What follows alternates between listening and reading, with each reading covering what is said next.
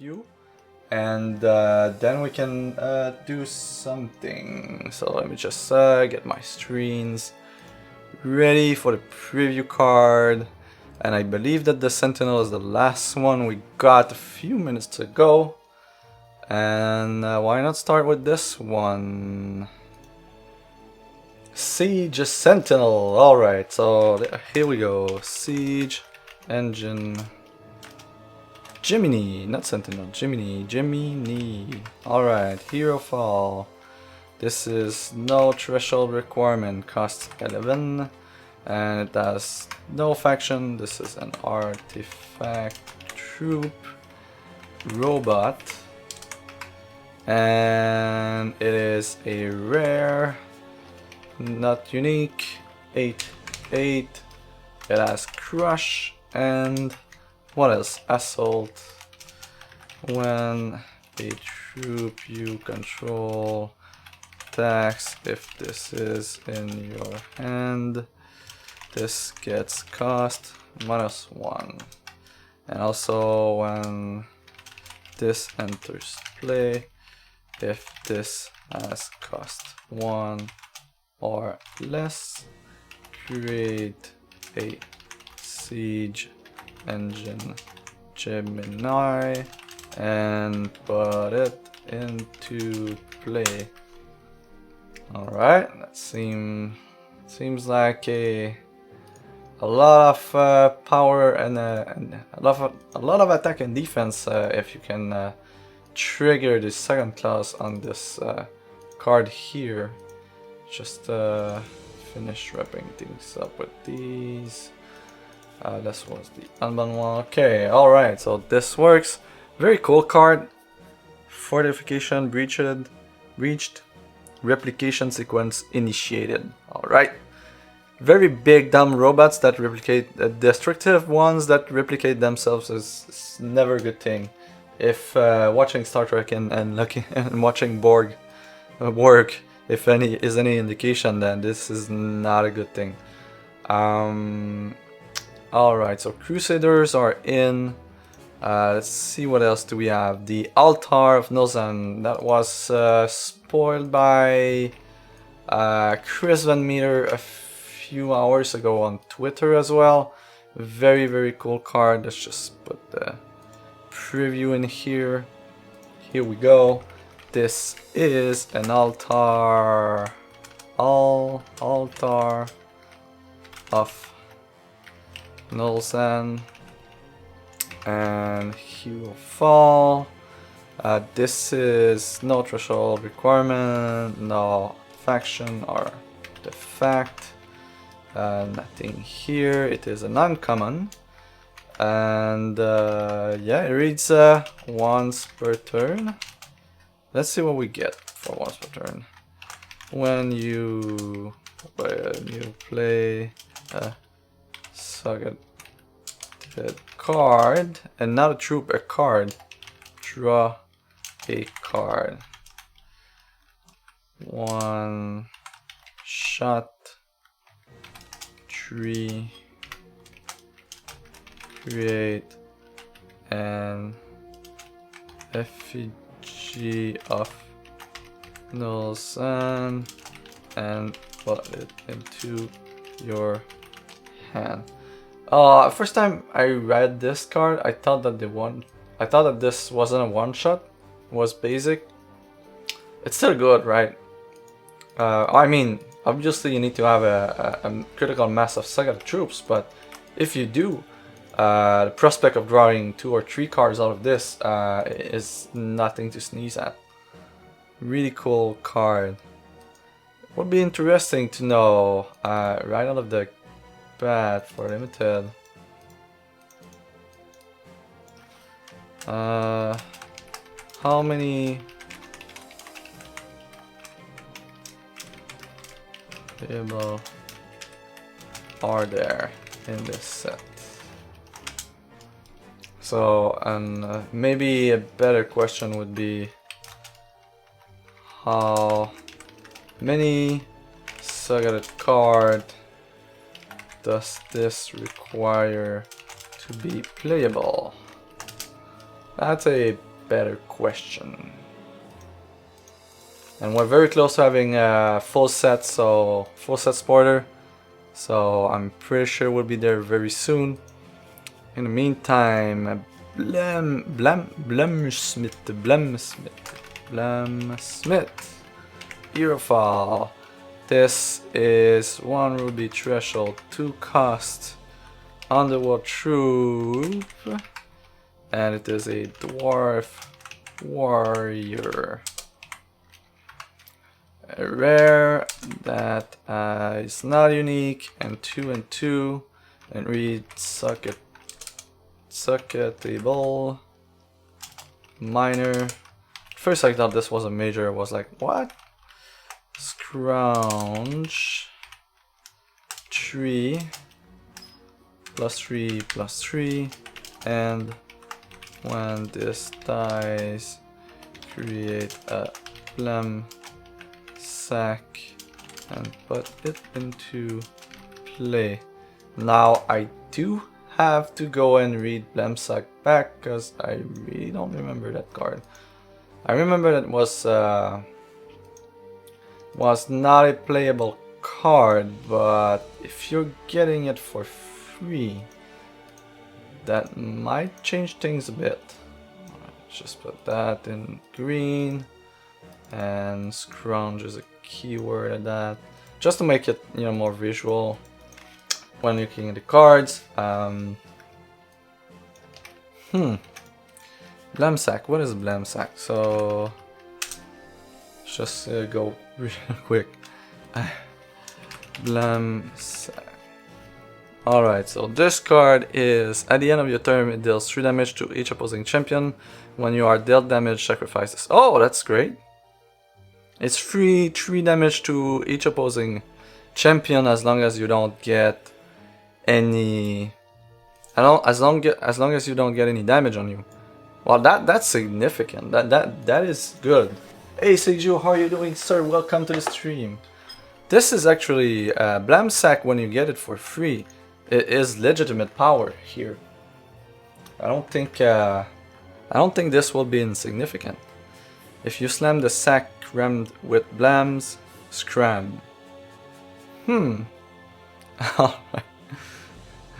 Okay, next one I like a lot. This guy is cool, and yet another gemmed card. Alright, so Nagan Lapidary. Herofall, this is 1 sapphire threshold, 3 cost. This is an underworld troop.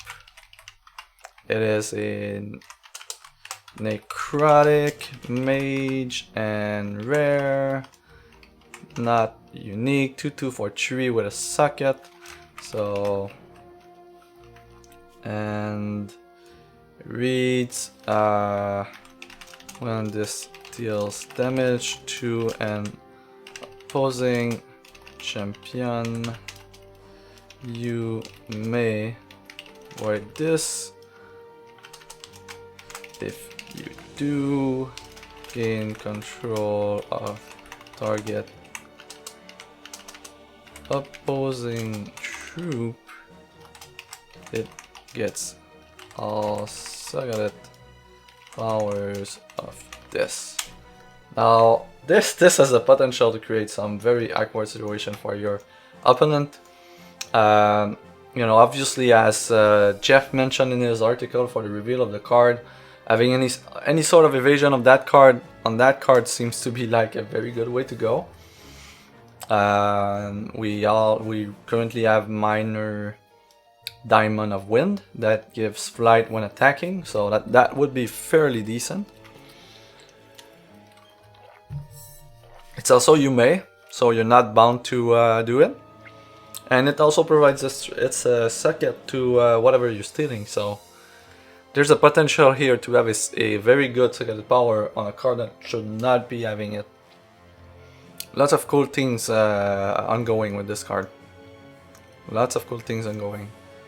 Now this one I like a lot. I know not everyone shares my enthusiasm of this card, but for now, we really don't have a lot of reputable dreadling generators, and this one appears to be a decent one. So this is definitely an underworld troop, and it is a Shinair Mage rare O3.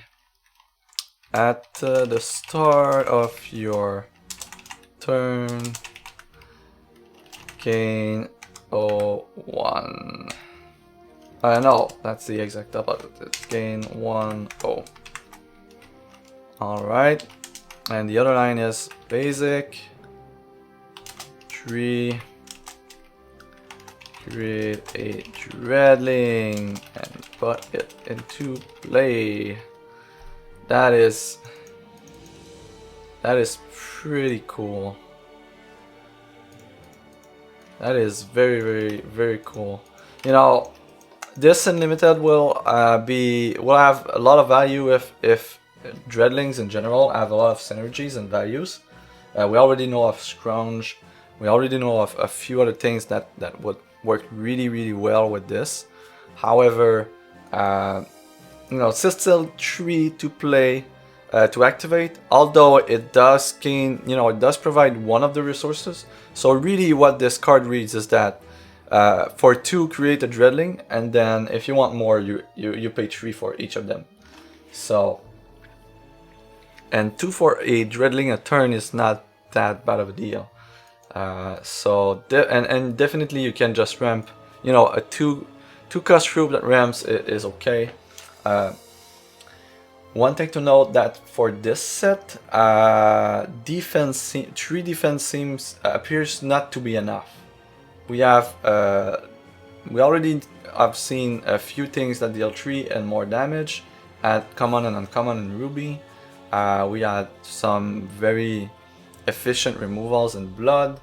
A lot of troops has 3 attack right now, so maybe 3 is not enough for it to be playable. Maybe its defense it's big at downside, but that's certainly a cool card. And you know, if dreadlings are very valuable, having a reputable outlet for dreadlings and also some ramp in between might just be what you want to be doing. Next card, it's Paradigm Shift. This one is a cool one. Double Sapphire Threshold, cost 3. It is not affiliated. Basic action. It is a rare, and it reads: put target troop into its controller's hand. It gets when this enters play, each opposing champion puts a troop from their hand into play. Alright, so this is a very cool one. I mean, it doesn't have a ton of application. You know, your opponent can easily play around that and just treat it as a straight up removal at basic. But then again, if you're playing a diamond, a sapphire deck, and this ends up being the equivalent of a destroy effect for, and it's not even a destroy effect. It's a bit more powerful than that. So if it ends up being a removal for 3 at basic for sapphire that can deal with any troop, that would likely be enough for it to be, you know, in a control deck in mono sapphire, and this would act as a reap basically. And we've seen a few, you know, control decks playing a few kills and a few reaps. So definitely something to keep in mind. And the drawback will most likely scare people, and the one time that you get your troop bounce back and then you take a chance and you play your troop and they play hey, Jadim Jedi in the stream, welcome sir. Just updating the stream notes for the text full list of the cards so far, And just looking at this beauty here, I really love it. I'd be interesting to know what your thoughts on it. If that is random, what is random? No, it's not at random. Each opposing champion puts a troop from their end into play. So you choose what you put into play. And you know, if you have, you know, of course we can think about the best case scenarios, right? Let's say we're Sapphire. Imagine that you put their troop into their end, and then they play it again, and you get a free Buccaneer on the spot, and put the troop back into their hand. That would be kind of, you know, this card with Buccaneers seems to be like a good thing. Gralk seems to be good as well with that. You know, there's a lot of things that could go, but yeah, it's okay. It's not game breaking. It's not going to define a format, at least, you know, not from what I see. But yeah, free Windsinger. Here you go, on free Windsinger on turn 4. Although I'm fairly certain that if you use that on a 3-cost troop, they will never replay that troop until you have no card in hand. Just in case, right? And if that's the case, then it acts as a basic action removal for Sapphire for 3, and that would be Reap basically. And if this card is the equivalent of Reap in most cases, I mean, Sapphire doesn't usually get that kind of effect, right? So that might be one of the key things to unlock a mono Sapphire controlling build. Very interesting card. It's hard to evaluate these because we have absolutely no point of reference for a card like that, unless, you know, someone knows a card in Magic or in WoW TCG that has the same kind of pattern. But that's really great. And you know, this is when this enter play effect, so when they play it, it has a quick action. You play your troop as well, and it comes into play just after the one that was modified by this action. So no, of course not. It's 2 Sapphire threshold. It's easy. Well, it's easy. You can splash it, and definitely it can be something else, like Jedi mentions, Windsinger. I mean, you're getting Windsinger. You could be, hell, you could be getting a Walking Calamity, although this scenario is a bit stretched. But there's a lot of, you know, great. Just you know, looking at the spoiler real quick, one card that would be awesome to get for free that we now have might just be Eternal Invoker. Eternal Invoker would be free Kraken would be nice. I agree 100%. Ralzengar. Free Kraken would be very cool. And yeah, Eternal Invoker, I mean, while you have played 0 non-resource card this turn, you can play cards for free. So they make you play that for free on their turn. If you have any quick action, then you can play them for free. You know, and maybe it's just something as, well, I say simple, something as cool as Darkheart. But because imagine if you put something back, a troop into their end, and they replay it again, and on their turn you play Darkheart. If you have a control deck that doesn't have a lot of troops on your board, and you just have, you know, paradigm shifts and some early interaction in terms of actions, and late game troops, so that you kind of keep your troops into your hand until the late game. You paradigm shift one of their troops, and at some point they decide to play it, and bam, you get a Darkheart of Nozen. And of course you need to sacrifice a non-seconded card on your turn, but if you're building your deck the right way, you might not have anything to sacrifice, and then you pass a turn, and they have to sacrifice the troop that they just played, or in another troop. And the nice thing is that since this didn't cost you anything, you can protect it with actions, with interrupts, with all sorts of things. So I really like what this card does. It does enable a lot of things. I don't think it would be, you know, widespread played in all Sapphire decks. We might see a deck in Constructed that use it. We might not see any for set 5 meta, but I really love the card. I love what it does, and the way it does it is really cool. Enables a lot of nice things. think I got most of the new cards that were revealed since yesterday. Let me just go on X Primal. Since their spoiler is chronological, so just want to make sure I didn't miss anyone. Oh god, it's going you up. Okay. Okay, if the slider would stop going back, that would be awesome. Alright, so these are the latest ones. I have Blemsmith, I have Acolyte, I have Paradigm. Do I have Reveler? I think I don't have Reveler, and this is a very major card that was revealed. Let me see if I have Reveler in there. Yes, it is, okay. Because that card is crazy. It's going to be the reason to splash Ruby or the reason to splash Wild in a lot of reserves, if not main deck. Because it's even good main deck, so lots of nice things going on here. So, you know, I originally I had something that came up from work, and I was about to cancel the stream, and I didn't prepare anything, but it turned out that I was able to stream. So, what do you guys would like to see? Do we continue to discuss the sport cards? How are we doing constructed? Are we doing limited? Are we doing PvE? Anything really. I'm open to suggestions. We have the whole evening here, so whatever you guys would like to see, we can do it. Can certainly, you know, discuss spoiler at length here. We're starting to have a very decent sample of the set, enough to start, you know, seeing trends and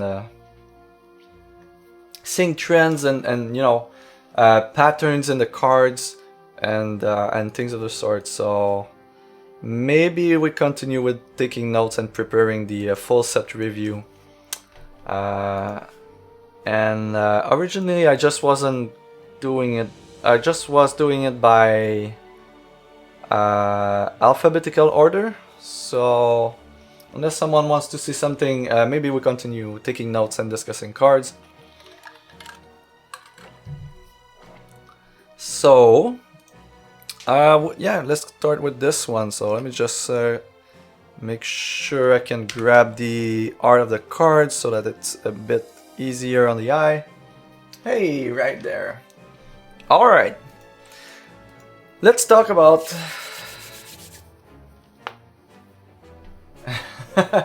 I am not working my way up to the top 64 constructed for the very simple reason that I just don't have the time. Right now, I've got a lot of things going on. Work's not helping into young kids, and a lot of things are piling up so that my only playtime is when I stream, basically. So there's no way I would be able to maintain 64 in constructed by just playing a few hours on the Sundays and a few hours on the Thursday. And right now I'm sitting at like 300 and something. So I will not be able to make it.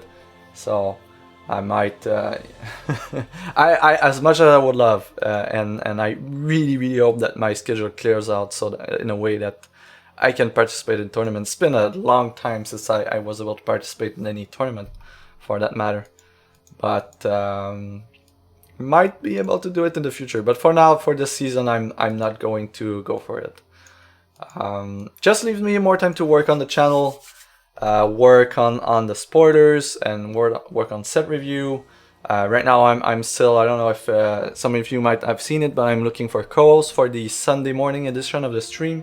I really want to make this into a proper program, along the lines of what 5 Shards are doing, but doing it on stream with a co-host and having it recorded and sent to YouTube instead of having it as a podcast. So I got a lot of great ideas for the stream. If you want to look at my ideas, actually you can go in the stream notes, in the personal notes section. I started to you know, accumulate some ideas, the things that I'd like to be doing with the stream on the Sunday morning.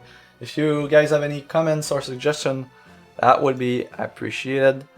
But for the most part, yeah, I'm just trying to see if I can find someone with the right schedule and the right fit for the Sunday morning edition of the stream. that would be awesome. But for now, let's just deep a bit more into the spoilers. Now, the first one that we'll tackle tonight, Acolyte of Shoku.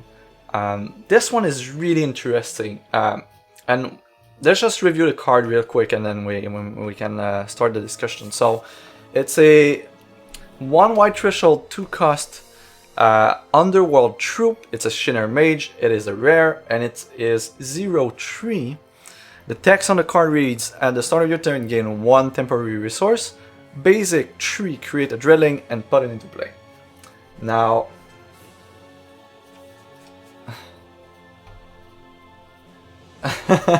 oh, that would be awesome, Ginger. I will most definitely take you up on this offer at some point in the near future. That would be great. I already have some discussions for a permanent coast, but having a third person, or as Zubrin likes to mention, and for that's true for podcasting, and that's true for any form of entertainment or program that you do. You usually want 1 or 2 or 3 regular co-hosts and maybe 2 or 3 collaborators that comes in from time to time to make sure that there's always enough people to get things rolling. But I really appreciate your offer, and I will most definitely take you up on it at some point. So notepad, all right, here.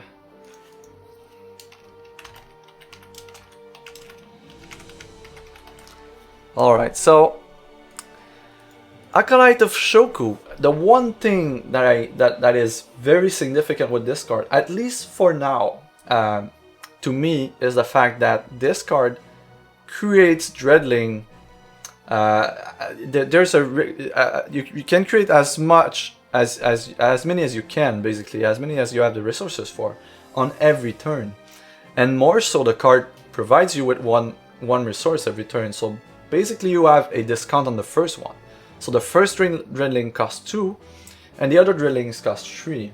Now, it's really hard right now to evaluate what is the value of 1 Dreadling. Is it worth 3 resources? Most likely not in itself, right? But if you're not paying a card for it, and you can produce them as you need, now we're entering a territory where, paying 3 for a Drilling might not be this bad. And also, keep in mind, the first one only costs 2, because that troop provides you with a temporary resource. So, creating a Dreadling for 2 at the start of the turn, and then playing another 2-drop on the second turn, for instance, to me seems to be a very good turn, right? You're still developing your board, you play the 2-drop on turn 3, and you also got a Dreadling that may or may not have a lot of synergies. We've already seen that, already have a few scrounge troops revealed in the set. They all seem to be fairly decent, with just below average stats and for their cost, a somewhat relevant power, and when you're scrounged, they just become an awesome version of the card. And one of the new cards that we just added, Blam Smith, really illustrates that. Although this is a rare, I mean, the same principle will be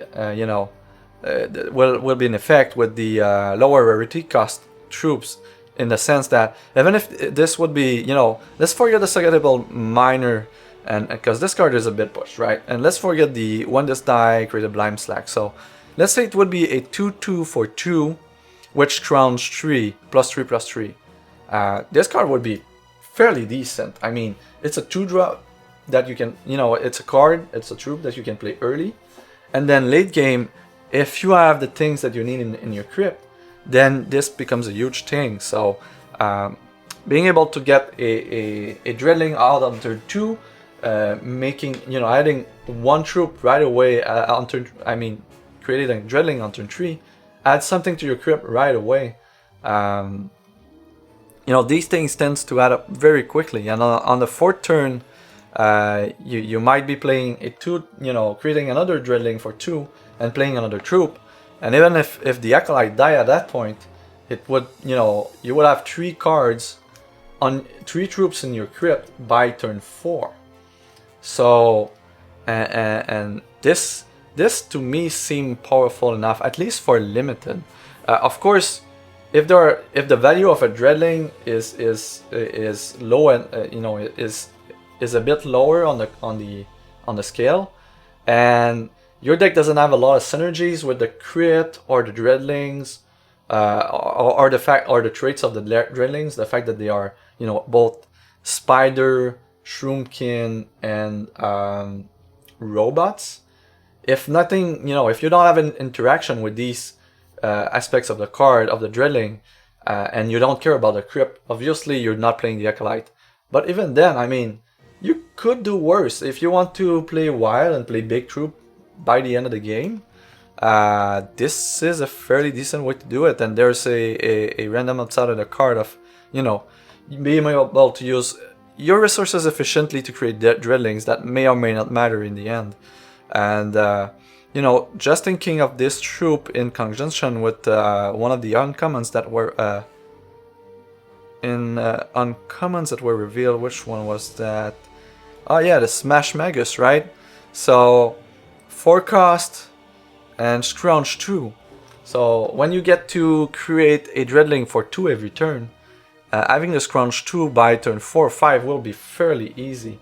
And playing this troop as a 6/6 on turn 4 or 5, I mean that's okay, right? I mean a 4 cost 6/6 on turn 5 is perfectly fine on its own, and that might not be the only, you know, synergy you have with scrounge here. So I really think that the acolyte will be a key card in limited. My gut tells me that this, you know, when you see this pack 1 pick 1, you'll say, okay, I'm doing a dreadling deck.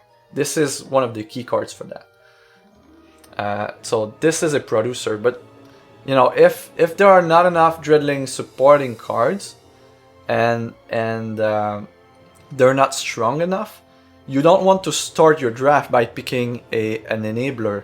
You want to start your draft by picking a synergy card, a reward card, a card that will reward you for having dreadlings, and then you go into the, you know, dreadling producers. You usually don't want to go with your producer first, hoping that you'll get a payout card later in the draft, because you might not, and if you're not, then you wasted a pick. This card might turn out to be, you know, very strong, and if there's a lot of supports and a lot of synergies with the dreadling, as it appears to be, this card might just, you know, be strong enough to be a first pick. I wouldn't be surprised, but I wouldn't be surprised to see that this card is not one of the key, you know, dreadlings creators. But reputable dreadling creators at 2 per turn, I love that. I really do. So key features, of course, dreadling generator and repeatable dreadling generator. That is very important. This is a ramp card.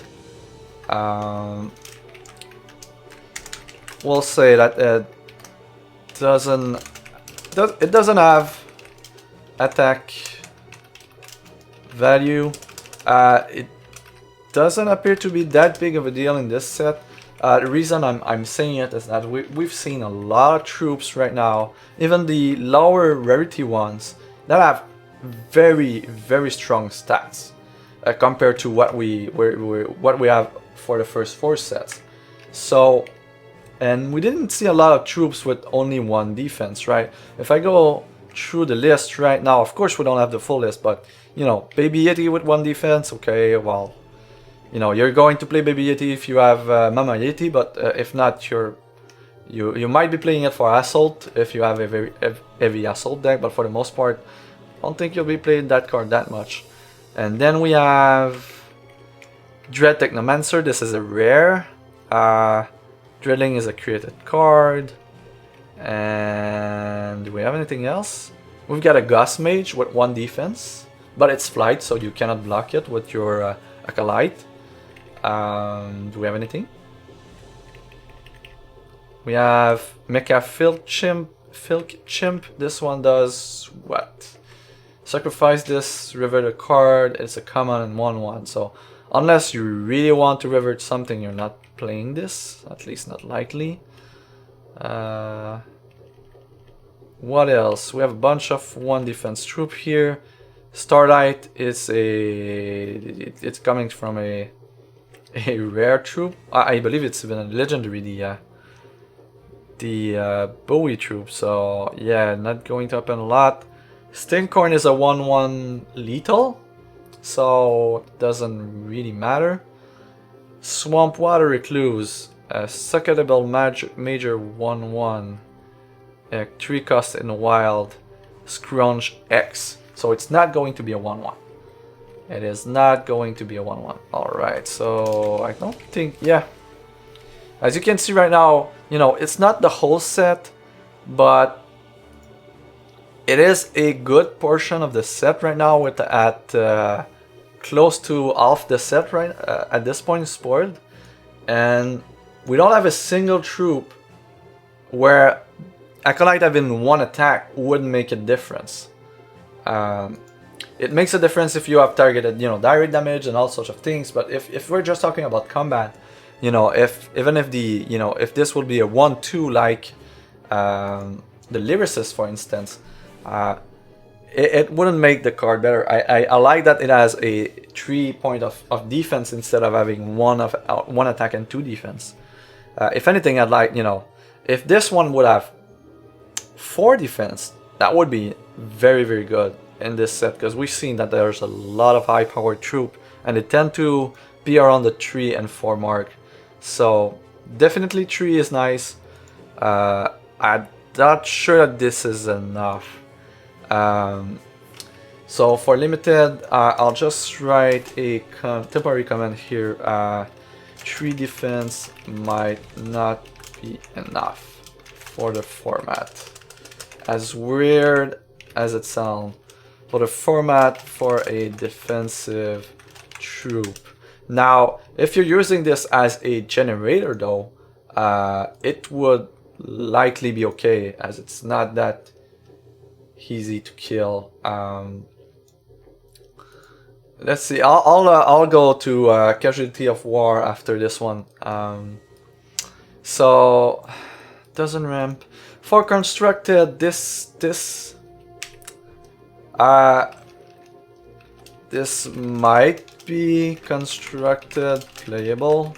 I mean, generating dreadlings, there might be, because the value of dreadlings varies drastically in constructed. In constructed, you can build around dreadlings, and maybe you create a lot of you know, maybe creating a lot of these, it generates so much value that this is worth it. But for the most part, 0-3 to that rams and sometimes create dreadlings for 2, I don't think would cut it in constructed, but we'll see. Now let's see, Casualty of War. This one was a 2 cost, 1 blood threshold, quick action at uncommon.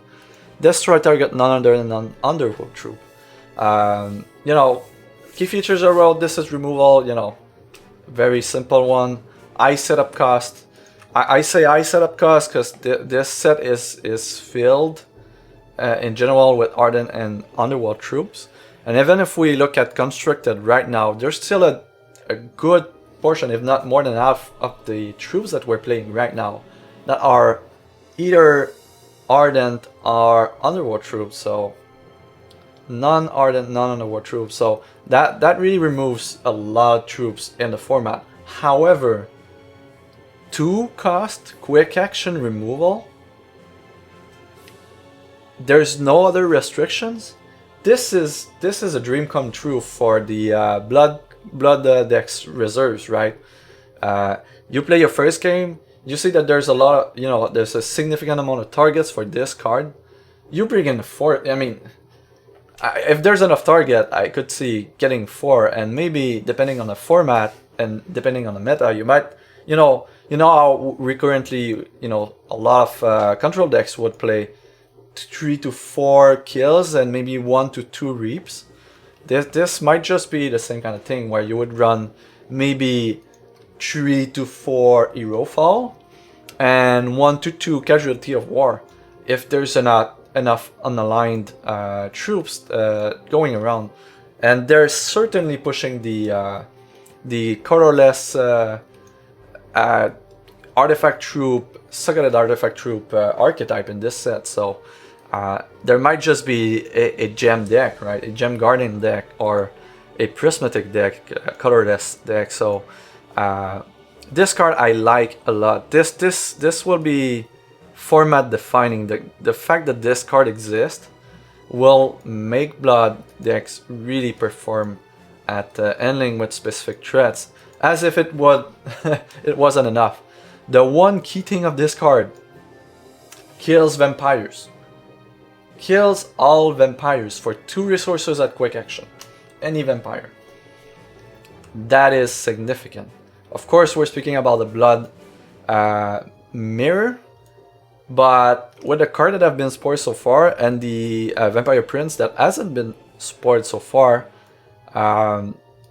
blood is going to be a force to reckon with for sure. And blood is getting very efficient, fairly costed removal with slight restrictions. And when you're speaking about constructed, you can put them in a reserve. So, and yeah, kills vampire for 2 resources at quick, kills all dinosaurs for 2 resources at quick. That's a lot of things. Kills root fodder for 2 resources at quick, all plants as well. There's a lot of powerful stuff that this thing kills, and I cannot foresee a world with set 5 where blood deck doesn't have a few of these in their reserves. I'd be very surprised to see a blood deck in the set 5 world, and even after that, where you don't have, you know, casualty of wars in the reserves. It would be a world where a significant portion of the metagame don't play any unaligned troops, or a very, very low amount of them.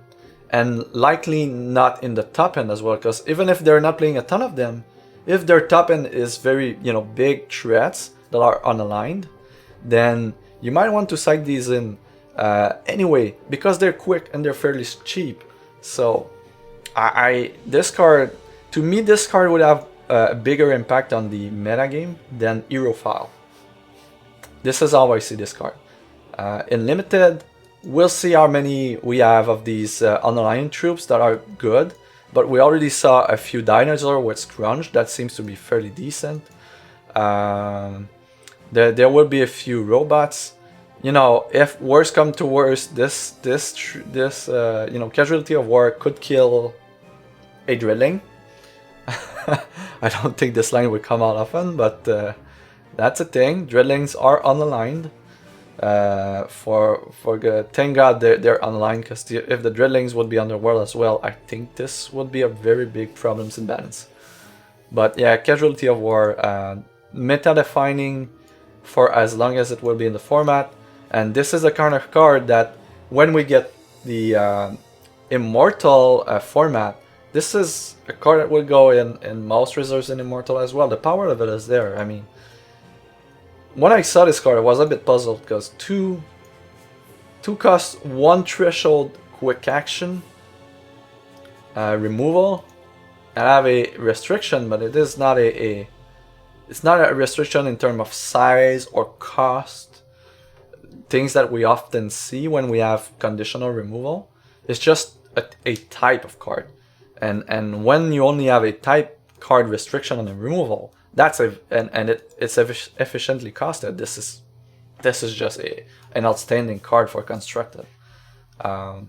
Yeah, we'll see casualty of wars in most decks if there's any significant amount of unaligned troops in the meta.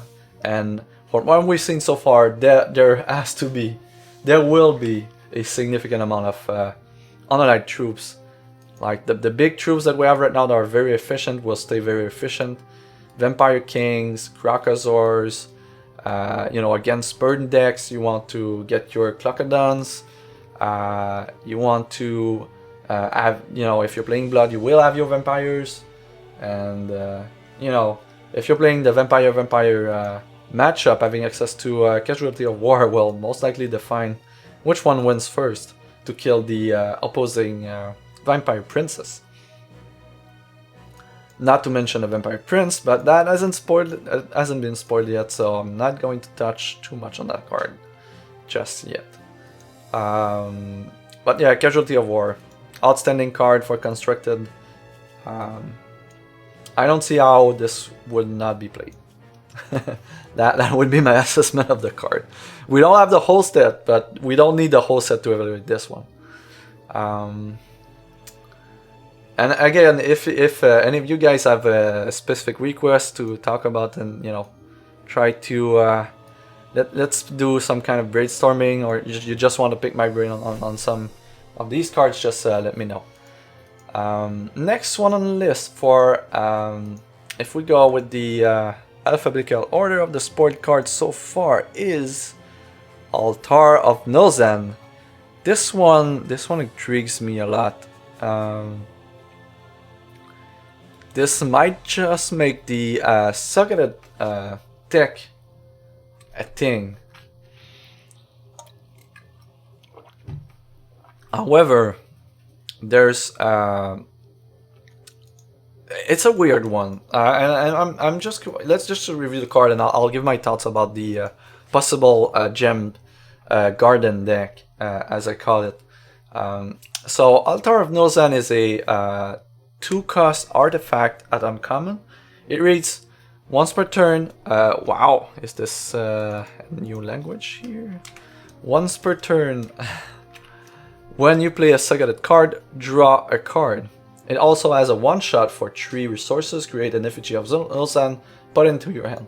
Now, when you create a card that has a Sucket, it will put a random gem in it, and that random gem ignores deck building restriction on gems. So if you already have 4 copies of the same gem into your deck, you can get a 5th one, so to speak, with when the effigy is created. It doesn't lower the pool of possible gems for the card. So this is essentially Effigy of Nozan. Was this a... God, I need to be better at remembering card. X.tcg browser. Effigy, it was a major gem, right? So it can have major and minor gems. Was this Effigy of Nozan? This is a minor. Okay, no, it's the 2/2 for 3 with a minor Sucket. And if we review the gems, minor Sucket in blood, speed, and there's the cannot be blocked by troops with less attack than this one, if I remember correctly. In Ruby we have Valor, and we have a Swift Strike gem. So all of these are decent. They're not, some of them are not that great, but they're still decent. In Sapphire we have Wit, which would provide +1/+1 for each action that you play to this troop. And the other one is... what's the other one with? The other gem. What's the other gem? We have it on the 5 shards, do we? Yeah, let me just... So, the minor... we have Wit, and we have Dread. Create 2 Dreadlings. So, creating 2 Dreadlings might just be a very cool options. Diamond, we have +2 defense, so that would be a 2/4 for 3. That's okay. Diamond of Wind would give it flight when it attacks. That's also decent. +1 attack and crush, sure. 3 attack, 3/2 with crush is okay. Since you don't have the opportunity cost of having to put it into your deck. And minor Wide Orb of Vigil, Skyguard and Steadfast. On a 2/2 for 3, you wouldn't add it to your deck, but I mean, I know that the overall power level of the gems has gone down a bit. The one thing that really stands out to me is that they're all really balanced in the sense that they really feel to have roughly the equivalent power level. It's just, slightly different things. So if you have some, if you have access to a few different thresholds, and all of a sudden that gives a lot of flexibility. And you know, the Altar of Nozen creating an effigy with a random gem in it might not be that bad of a deal. There's not a lot of gems that you don't get, you know, something out of. So I think creating a for the altar, creating a random an effigy and putting it in your hand for 3 with a 1 cost ability, that's a nice thing, right? The other thing to consider is that this artifact enables itself, since it creates a sucketed card and put it into your hand, so you can replay it and draw a card. So really what this reads is that for 8 resources total spread on multiple turns, you will replace the altar in your hand and also have a 2/2 on the board with a random gem on it. Now, if you would be playing 8 costs for that would be way too much. But being able to play it in installment, now we're talking. This is obviously more targeted towards limited. We've already seen a ton of cards with that are sucketable right now, and we only have a portion of the set. If we search for a socket here for the filter and click OK, wait, the filter doesn't appear to be working. Let me see. Select all. Socket table. Okay. Alright. Okay, socketable here. Created rendering. This one doesn't have socketable. I don't understand why it's coming up, but yeah, I mean there's already a very decent. There's a decent amount of them. Huh.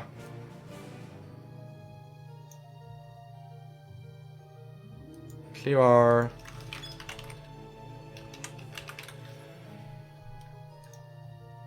Here we go. This is how it works. Okay, so we have a hider to GM's Stewie and top if they pick Riven. Alright, welcome to the stream. We're discussing about Sporters set 5, trying to you know, find the intricacies and the lines and the story behind the cards for limited and constructed. So let's look at the sucketable cards that we have so far that have been sported. We have Animus, which is a rare. If we sort by rarity here, we have a legendary troop, Dark Art. We have Animus at rare, Ardent Crusader at rare, Blamsmith, Lapidary, Recluse at rare, and Crusader at rare. We do have commons and uncommons that have been spoiled with sucketable, right? I'm not crazy. I'm pretty sure there's one diamond and one ruby one. Let's just see. Do I have it in the spoiler? Yeah, Emberleaf Bladesman. This is a common. Where is this? Where is this? Filters doesn't seem to like me that much right now, so clear, select all. And if I search for Amber, yeah, this one's there. So yeah, filter doesn't like me right now, but suffice to say that we already have a. I don't know. This one should be easy to filter out, right? Let's just remove the rares and the legendary cards here and the created cards, and look at what we have here. So these are commons and uncommons. We have one sucketable miner here. This is the Ember Leaf. We have one at common with the Winter Brave. It's a 2/3 for 3, and the other one is a 3/3 for 4. These are decent stats. These are common troops. So, and you most likely will be able to have. It appears to be that, you know, sucketed troop cards we'll have a decent supply of them, and at least from what we see with these two commons, it means that you should be able to get your hands on a few seconded card for your ruby and or diamond decks. So Altar of Nilzan here in limited might just be, you know, one of the key cards for the gem archetype. And I wouldn't be surprised that you see this card and then you go into heavy seconded troops, because this might just be drawing you a decent amount of cards, and later in the game it can still provide you with at least a troop and a card draw. So fairly good. Now, key features.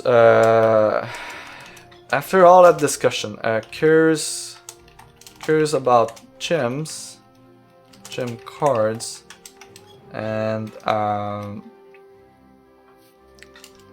this creates a troop. So this is a troop creator, and it cares about gemmed card. So of course, you know, how many playable seconded cards are there in the set for limited, and how many seconded card does this require to be playable? Now that is a good question, right? Not knowing the set, even if we don't know the set, we can, you know, roughly estimate what would be the proper amount of seconded cards that you need for this to be good.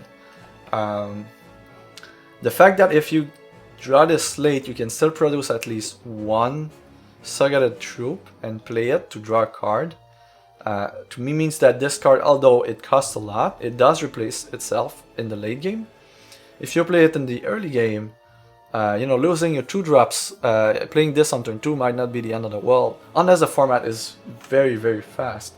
And if you can play the, you know, the 3-drop in Diamond, and then on the 4th turn you play the 4-drop in Ruby, in a Diamond Ruby deck, then you draw 2 cards out of the altar there, and it doesn't take much, you know, for this card if you have a decent amount of seconded troops to play this and be it okay, at least to replace itself and then generate some card advantage. So I think, you know, gut feeling, the amount of true seconded cards that you want in your deck for this to be good would be around 6 to 7.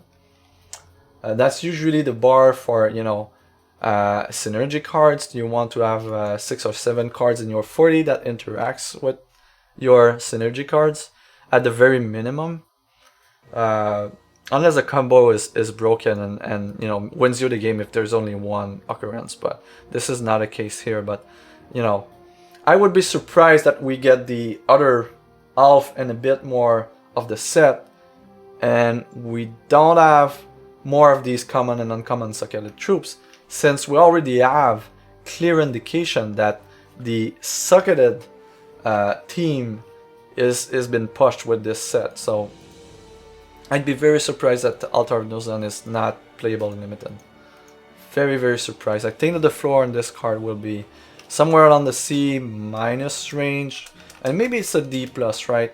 It's the kind of cards that you will know when... that's the thing, you might even, you know, pack one, pick this one, and this would be a signal that, yeah, you should be going into the seconded troop archetype, if it exists, of course. But no follow favorite removal for the set.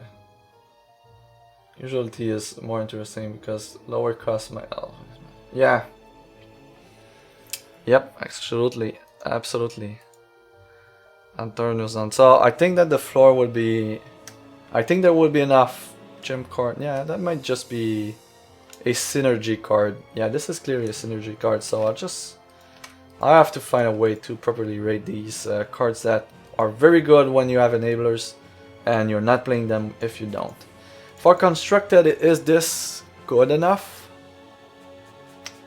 If you can reliably draw 2 to 3 cards per altar, I can see this being a thing, and that's a significant amount of draw. And you know, if your opponent is stuck in serving your artifacts, and not answering the gemmed threat that you're playing, then you're either drawing cards or they're wasting their resources and cards to deal with the altar while you're putting out threats. So I can see a world where this might be constructed playable. Playable if the socket archetype is competitive. It might just be like the spiders, right? The spiders are cool in limited, not so much as in constructed by design, and that might just be the same thing with the gem and the socket team that they're pushing right now. It might just be that it's not strong enough for constructed, but it's fairly good in limited. But with the cards that we've seen so far, you know, Animus and Dark Heart, really, you know, the power level is definitely there for constructed. So we'll see, you know, down the road how this ends up doing, you know, landing. But definitely, you know, there are some things here that might end that this might be constructed playable.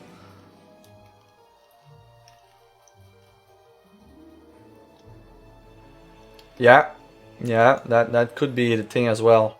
And you know, to touch on Mad Robomancer with the new gem selection, it just becomes better in my opinion.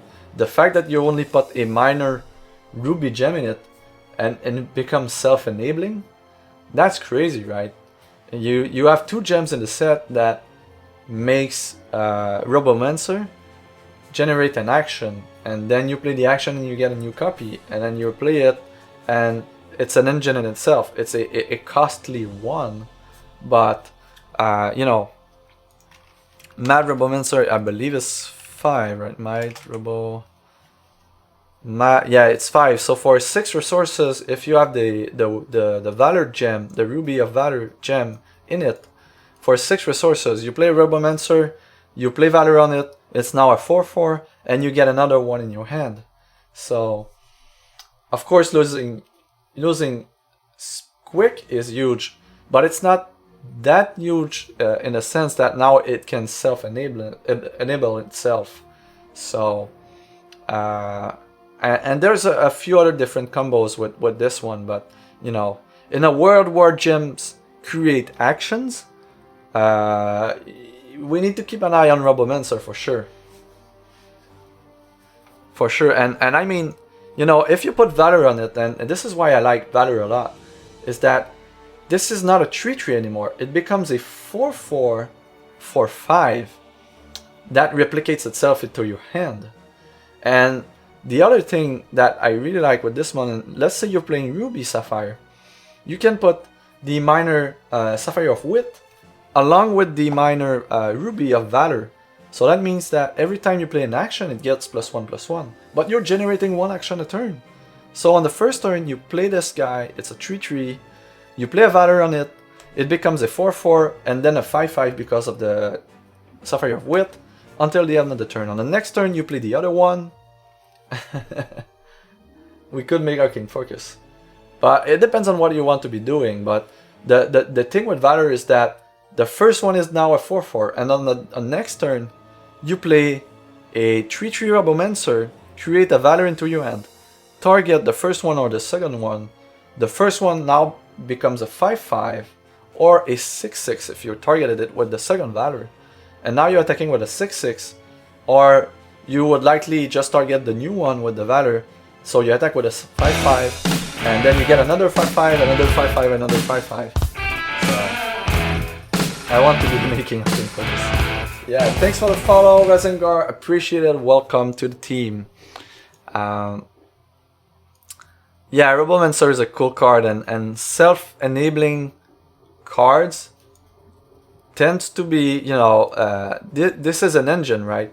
For a Ruby Sapphire control deck, you only need to have 1 or 2 in your deck, and you know, late game, if you draw them, you're essentially putting out a 5/5 every turn and attacking with a 5/5 every turn. This is significant, and this is a minor gem combination. Let alone think about you know, Valor plus Twin Strike on this guy. So, and you could do both. I mean, and both might not be a bad thing. Think about the insane card advantage, right? You play Robomancer, you get a random action that costs 5 or less. You also get a Valor. And on the next turn you play 1 or 2 actions, creating a few more Robomancer in your hand. And when you play Robomancer, you get random action. At some point you'll put something significant, right? And you're putting 3 trees on the board, and you still have Valors to pump them, to make them threats. So having Robomancer creating 2 actions in your hand, that's a lot of incidental value. And you will likely end up with a hand full of actions and Robomancers.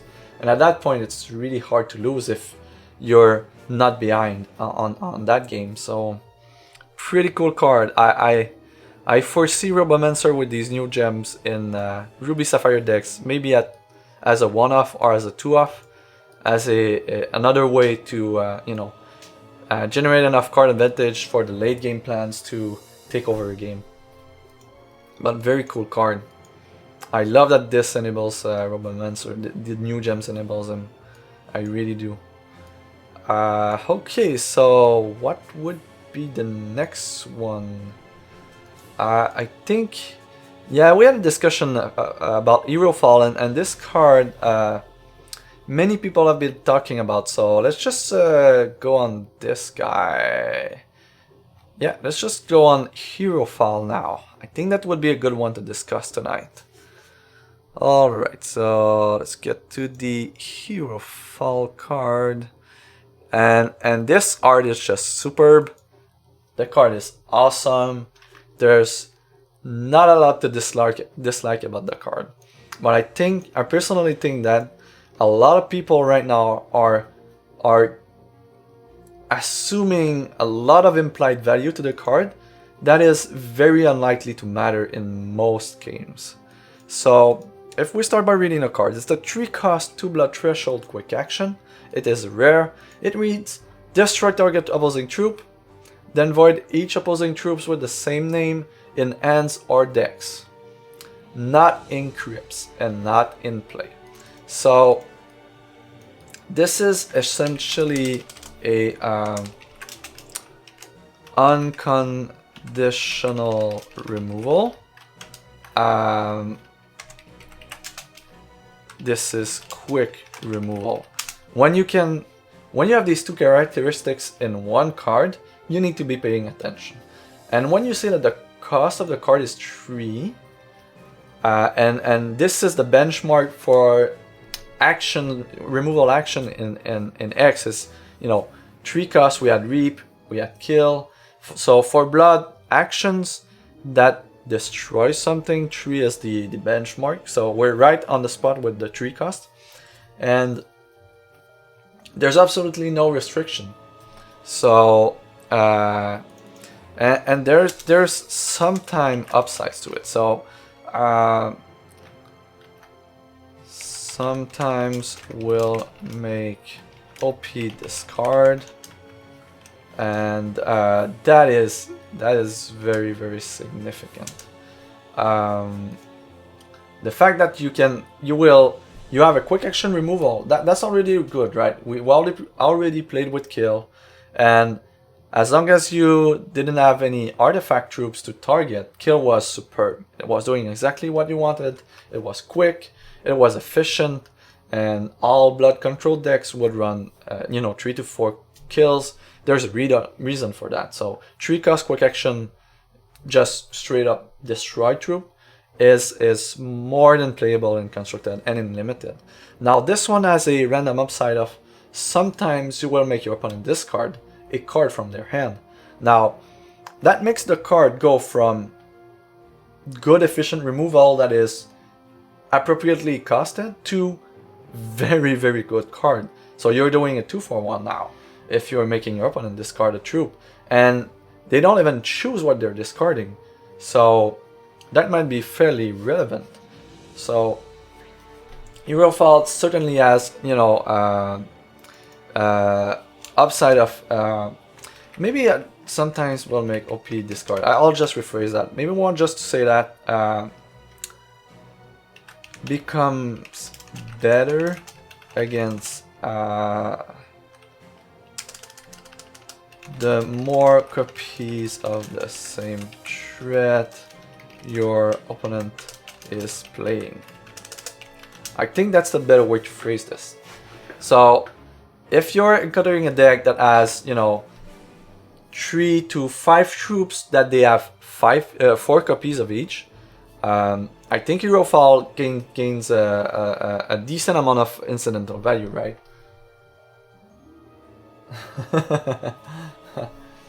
But that's for the upside of the card. Now, the part where it voids the card, the troops from the deck, I don't think will, one, be significant, and two, most of the time might just be detrimental to you, as in making your opponent draws their other cards more often, more likely to draw their other cards.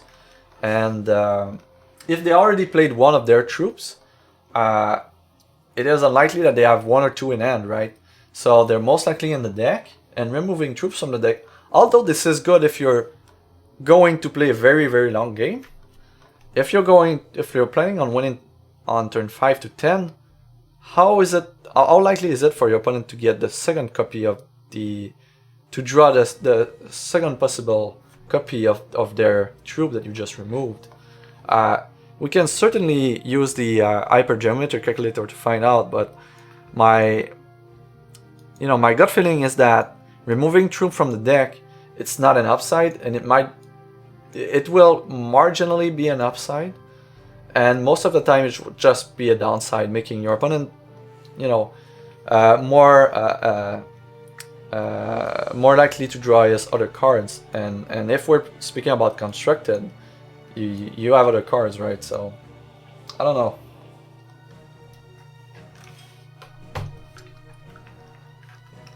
And well, true. That's a good point. That's a fairly good point. Now, if you remove, if you're best case scenario, this removes 3 cards from their deck, so you gain a bit of equity regarding flood because the proportion of shards in their deck becomes higher. So there's equity there, for sure. But if they needed a specific answer to what you're doing, and that the troop you just killed, destroyed, wasn't part of that plan, then they're also likelier to get that part of their deck. So I think that overall the fact that you're removing cards from deck is very marginal. It will matter if you're playing an attrition game, but if you're not, I don't think it will matter much. The random discard in hand though is really great. Like, if this would read destroy target opposing troop, then I don't know, 5%, 10% of the time they discard a card at random. They discard a troop at random. That would be, everyone would be thrilled with this card, right? And I think that this is where Herofall shines, is that it's an efficient removal, efficiently costed, sometimes will make your opponent discard a card. And that is significant. I don't think this is broken, but, you're not going to run kill when you have access to Herofall, unless you're playing a 2 or 3 shards deck and in a situation where the double blood threshold is very significant for your curve. But if you have access to a decent amount of blood fixing, maybe we get a new cycle of resources and efficient resources that makes this even splashable in other shards. Who knows, but yeah.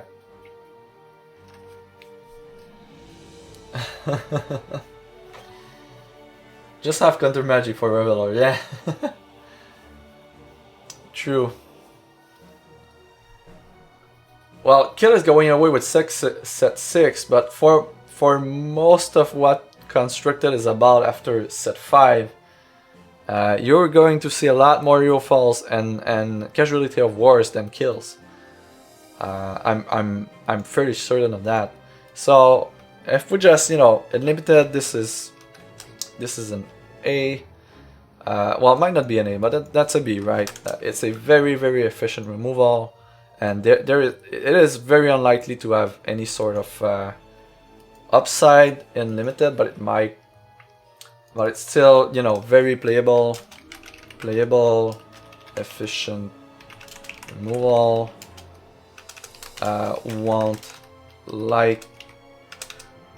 Won't likely pass it, and it will likely have some decent value for the constructed players, and a lot of people will want to have a set of these in their arsenal for the blood deck. So I'm pretty sure this is will be one of the rares that will fetch the one of the highest value for the rares. This, you know, I think no one argues that this is absolutely constructed, playable. Most blood decks will run a few in their 75. I think that's not an understatement. This is a very efficient removal. It has a great cost. Very cool card. And if this card is present a lot in the meta, then you will see people varying their threats, and that where this card will make the meta, constructed meta, very interesting and very cool, in the sense that it provides an incentive for deck builders to vary their threats in terms of troops, and this is just very good in my opinion.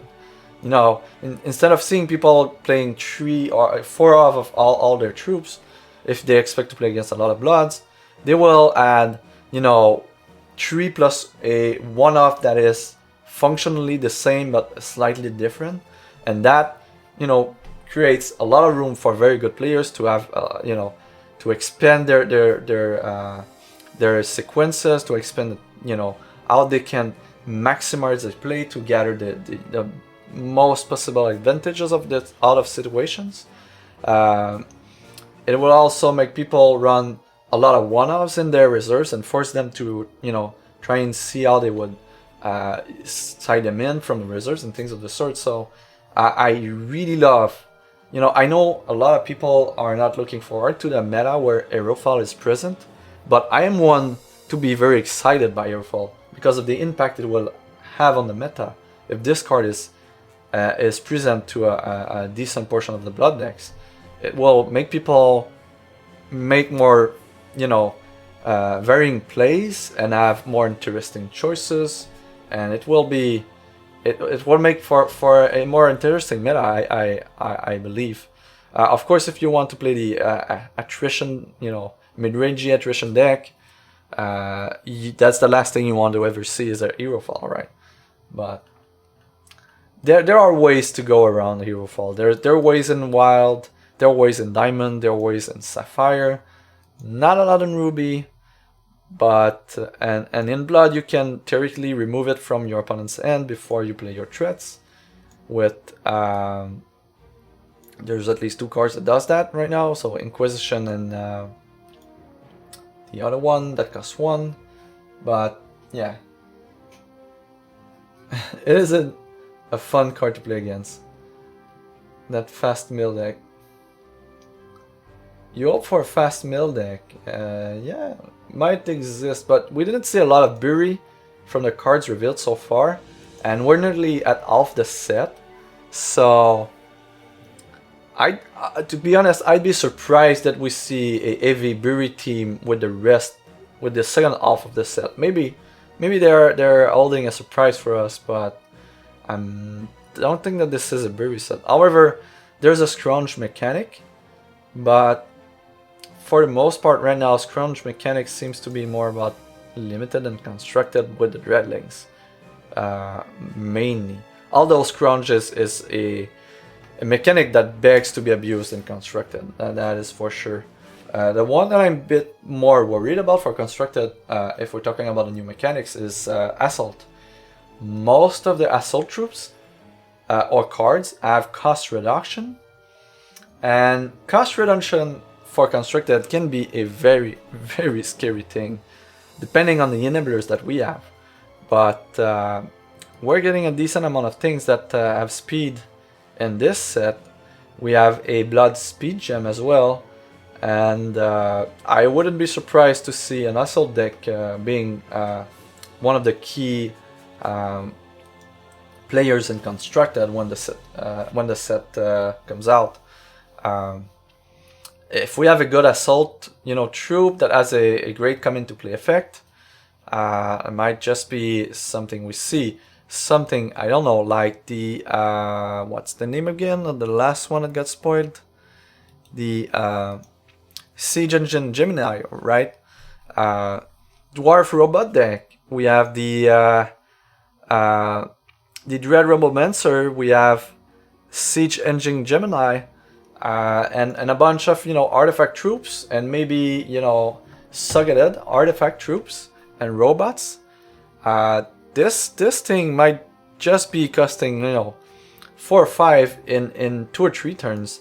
So definitely a lot of interesting things, but Assault overall I think is the scariest mechanic of them all, because of the way it can be abused, and it doesn't take much. I mean, if we get an efficient 1 or 2 cost Dreadling Generator,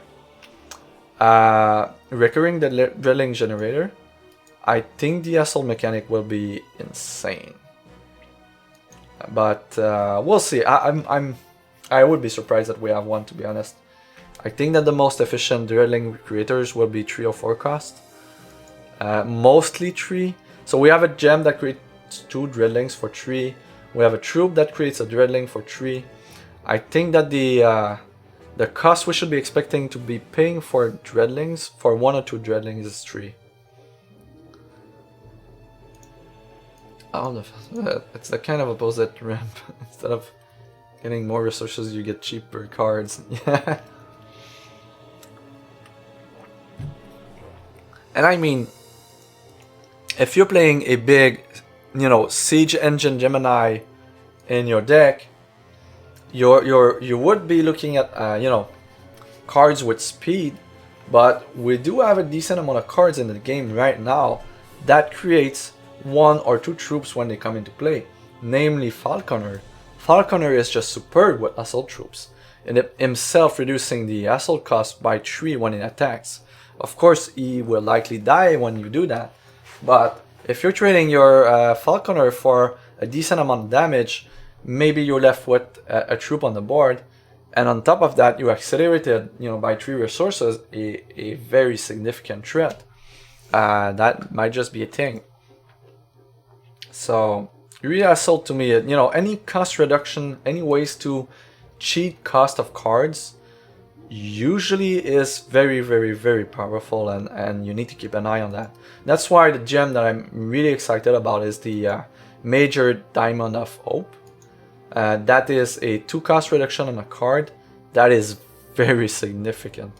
And just the thought of playing against a turn 3 Dark Heart, that is protected as soon as turn 4 with counter magics and verdicts and stone skins. That's scary thought. That is a very scary thought. I'm kind of expecting a Dreadling champion power too. Yeah, that's a very good point. If there's a low enough costed champion power activation that creates 1 or 2 Dreadlings, and we always see the writing on the walls, right? That champion will exist. It will likely be Sapphire, 1 or 2 Sapphire threshold, likely 1, and it will be the exact same thing as the minor gem of Dreadlings, of Dread, which is for 3 charges, you will create 2 Dreadlings, put them into play, and that will be for 1 Sapphire threshold. I would be very surprised if that champion doesn't exist when the set comes out. We already seen that the Dreadling seems to be costed 3, and the real cost of a Dreadling is 1.5, so because of the Gem of Dread, and I would be fairly surprised that the Dreadling champion doesn't cost 3 and with 1 Sapphire threshold. It's even very big Exeter for this comparison to the Dreadling. Yeah, no, of course, but I was just referring to cards creating other cards that might be accelerator, and if there's other synergies with that, that's a very good thing. And remember, even if you have a 0-1 flight troop and you attack, it still triggers assault. And God forbid we get an assault card that is quick, so that you would theoretically be able to attack with your troops, then get the assault quick card reduced, cost reduced, or maybe something else happens on the card, and then play it before the combat resolves. Oh, that's another significant thing to keep an eye on. Definitely a thing here. So we're ribbling a lot. We're just discussing about new set, but I really like bouncing ideas, having some kind of a brainstorm about these things. So if you guys have any cards you'd like for us to discuss right now, don't hesitate to mention in the chat. If not, I might just go with the next one in alphabetical order. I believe that's that's as good as any other means to pick a card right now.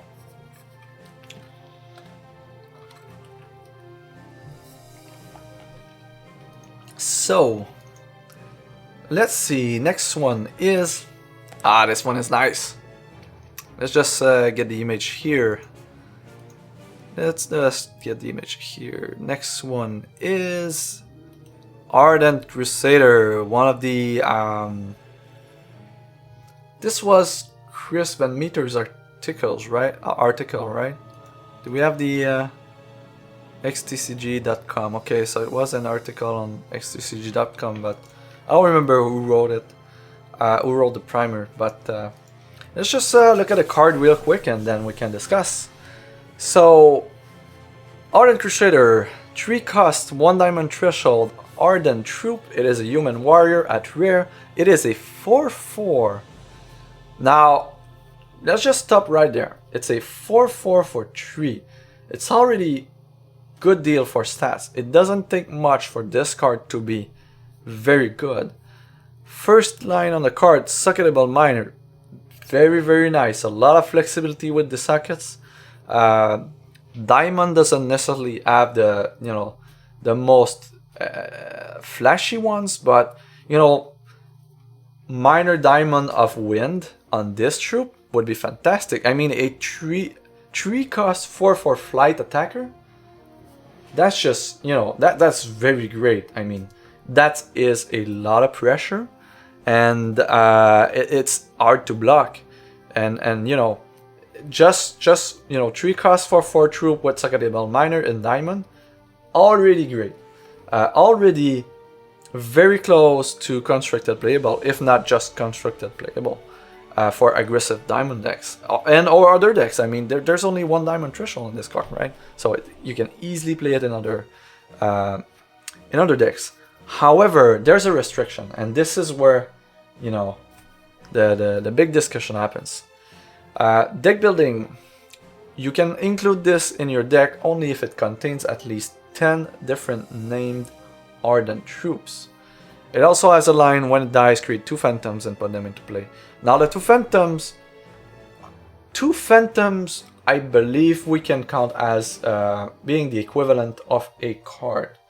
A 3/2/2 flight troop would definitely be a card that your opponent has to deal with at some point. 2 phantoms, most of the time having the attack and defense spread over multiple bodies tends to be better.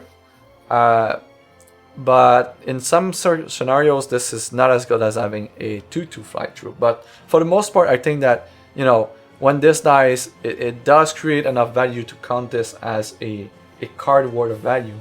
So strong stats, flexible power level with the miner socket, and there's a restriction. Now, having 10 different named Ardent troops in the deck, that's a lot of Ardent troops.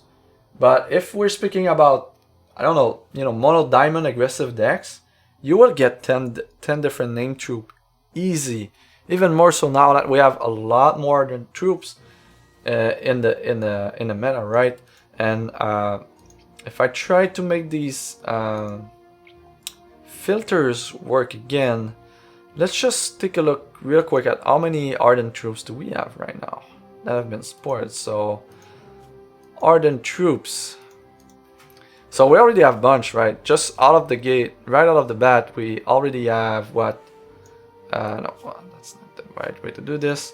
We have 14 different Ardent troops that have been spoiled so far. Oh, thanks for the follow. Let me just try to catch the name real quick here. Ingi Kolavzi. Oh why? Oh, that Indian Nicholas V. All right, I figured it out. Thanks for the follow. Really appreciate it. Welcome to the team. Yeah, so we already have 14 new Ardent troops, and if we look at the Ardent troops, we got Crusader, Officer, which is fairly decent in Diamond Ruby. Bowie is just a cool card, might just be constructed playable. Freebooter in Sapphire, if you have a beatdown deck, a tempo deck, this is a card that goes really well with Buccaneer, which is another Ardent troop. Exalted Knight, speed steadfast, opposing non-Ardent troops enter play exhausted. Very, very cool card, very strong, constructed playable. Filmidic, not so much for constructed. First, just a card, 2 red, Swift Strike, when an opposing champion plays a non-shard resource, deal 3 damage to that champion. This is an Ardent troop. So we see that we have a lot, we don't have a ton spoiled so far for this set. We're already adding a significant amount of constructed playable troops in Ardent. And I mean, we already have a significant amount of Ardent troops that are playable and constructed. So I think that, assuming that we'll be able to, I wouldn't say easily, but I think it will be fairly feasible to think that we'll be able to build decks with 10 different named Ardent troops in them that are, aggressive or that would take advantage of having the Crusader in them. So this definitely is a powerful card. Most definitely a bomb in limited if you can achieve the deck building restriction, and I think that it has the power level to be constructed playable as well. Yeah, Jags plus Reveler is just that is silly business. And if God forbid we have a shard base that enables Diamond, Sapphire, and Wild deck, imagine Jags with Azure Fate and Twin Strike and also Reveler. That is going to be a lot of aggression. That is going to be a lot of aggression. Yeah, sure, no problem. Though I just rolled it. Yeah, there are absolutely recordings that will be available on YouTube after the stream. Usually a day or two after the stream. The last one was delayed a bit more. I had a few problems with uploading on YouTube, but now it is fixed. So it should be the last stream should be on the YouTube channel right now. 10 troops to meet the requirement are still hard, but this game is just, yeah. And this will come with set 6, and we're still continuing the war with set 6, or the game is about Ardent versus Underworld, for God's sake. So we'll keep getting these nice Underworld and these nice Ardent troops as the game progresses, and it will just become easier and easier to play this card in decks. So definitely a card here to take note of. And if you're playing limited, this card is a first pick. This is a signal where you want, okay, we're going to play Ardent now, right? Hi there, Kiridactyl, how are you doing tonight? Welcome to the stream. Yeah, and for everyone who joined who is not necessarily familiar with the stream, if you look down below, there's a lot of links. There's a lot of links to articles written by there's Jeff Hoogland and there's Chris Van Meter that if you're familiar with Magic the Gathering, helps bridge the gap between Magic and this game. There's also a ton of links for resources that are very relevant if you want to invest time in X.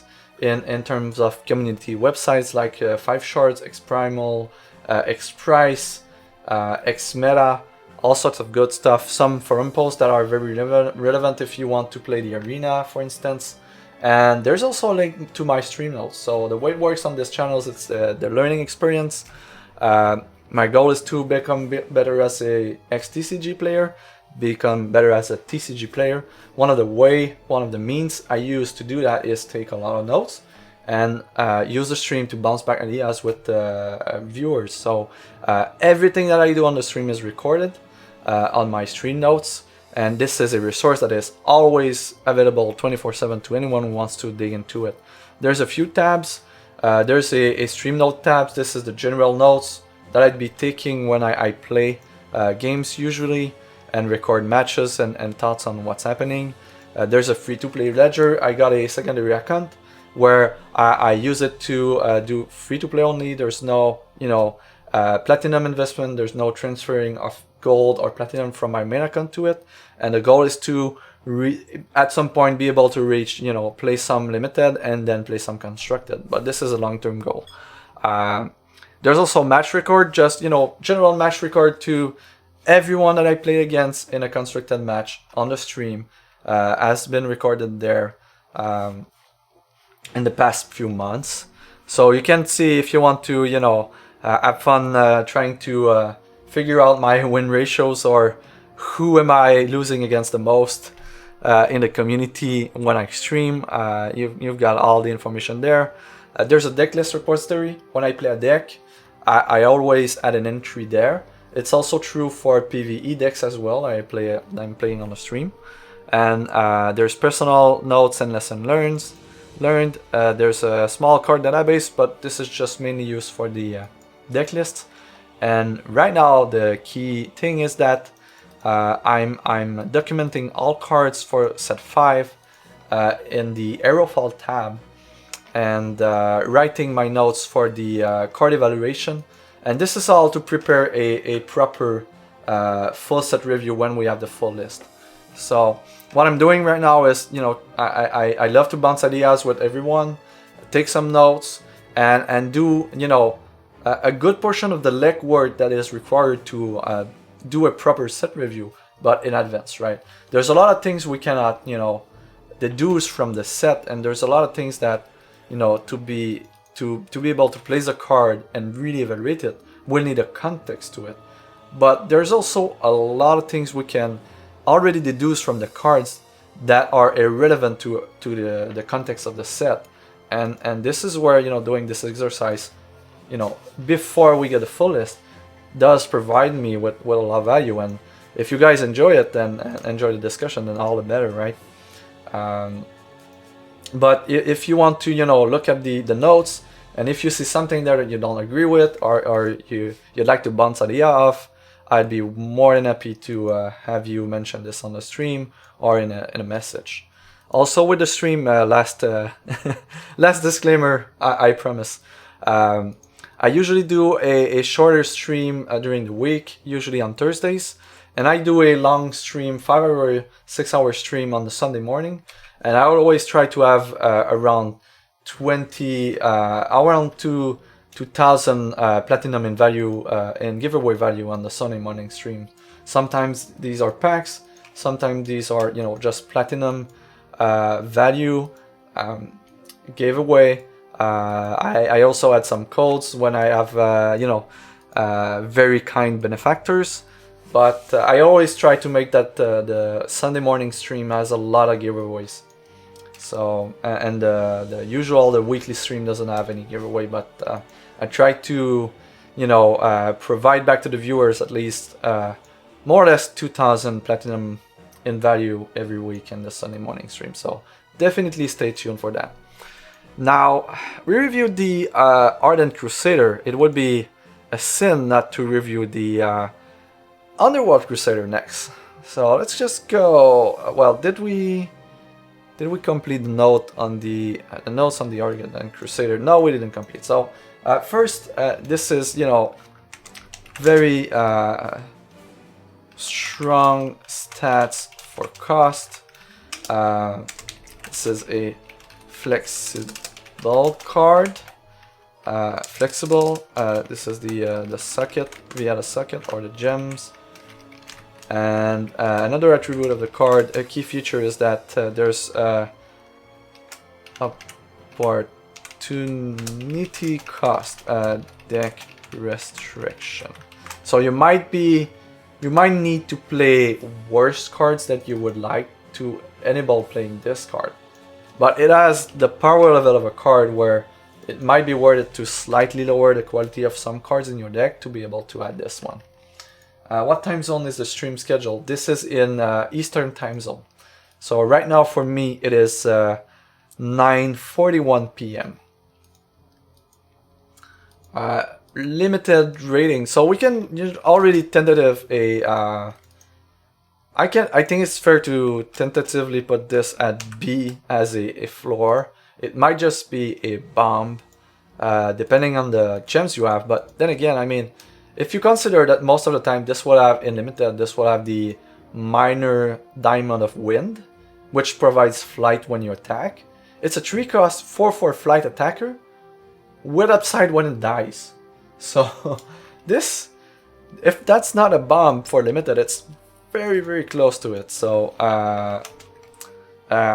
this is a first pick, a reason to step into the Ardent archetype.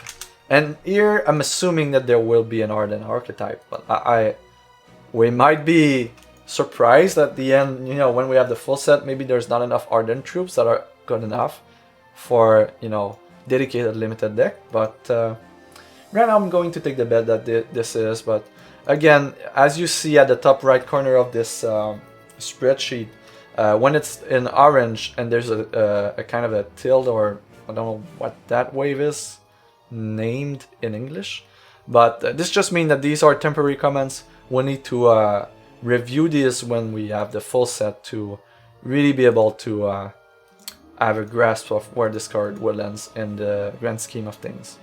For constructed, I would say that power level seems to be there, and the other one, that would be the big questions. Are there enough Ardent troops to justify playing this card? If there are, this card is very, very strong. And in some decks, you know, in White Diamond, for instance, you might just be able to play this on turn 2. And a 4/4 that has flight when it attacks on turn 2 is a very, very, very good, but puts a lot of pressure. That's just a very good threat, right?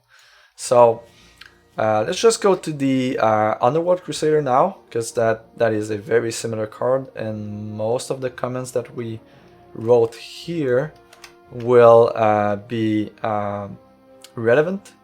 So let's just go down real quick and put the Underworld Crusader up in the card preview there. Let's see, Crusader. So the common trend in the Crusader army, in the Crusader class, it seems, is to have a somewhat of a silly hat. So if we look at the other one, it's not that great of a hat either, right? It's just could have had a bit more panache, or, you know, I don't know. I do not dig these hats. They seem to be silly. They don't seem to be serious. But the card is very strong, and obviously these guys are warriors, and they're very, very strong warriors, but they're wearing stupid looking hats. Alright, so aside this art criticism, let's just find the Underworld Crusader here. So let's just tag him real quick to flag him as discussed for now. Let's see. I can't imagine. Yeah. Devilman. So the other Crusader is the same, right? It's 3 costs, 1 blood threshold instead of 1 diamond threshold. It's an underworld troop, necrotic warrior. It's a rare as well. It's a 4/4/4/3. It has a suckable miner. It has the exact same deck building restriction, although this is underworld instead of ardent. And when it dies, this one does something very different. This one draws you 2 cards and lose 2 health. Now, if we plug in the other comments and we adjust them, strong stats for cost, that's the same. Flexible, that's the same. Opportunity cost, that's the same. But this is essentially, at a cost of 2 health, this is a 3/1. And maybe not 3/1. You might not draw 2 significant cards. That might be a shard, but most of the time this is card advantage. And maybe, yeah, maybe the Ardent Crusader as well is card advantage, so just add it there as well. But you know, this is Ardent Crusader is card advantage, but it's a small one, and the Underworld Crusader is a The Underworld Crusader, whoa, did not expect that. Is card advantage, but it's a very, very significant one. You know, when this card dies and your opponent is going to use a card to kill this, to deal with this card, at least one, unless, you know, you willingly sacrifice this troop because you want to draw 2 cards and attack into a bigger troop. But you know, drawing 2 cards out of this troop is very, very significant. I mean, draw 2 cards on a very efficiently costed threat that adds flexibility with a gem.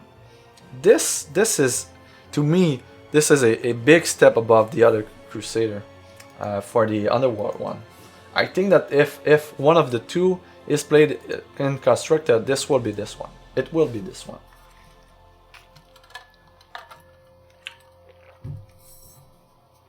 And yeah, well time. I completely agree.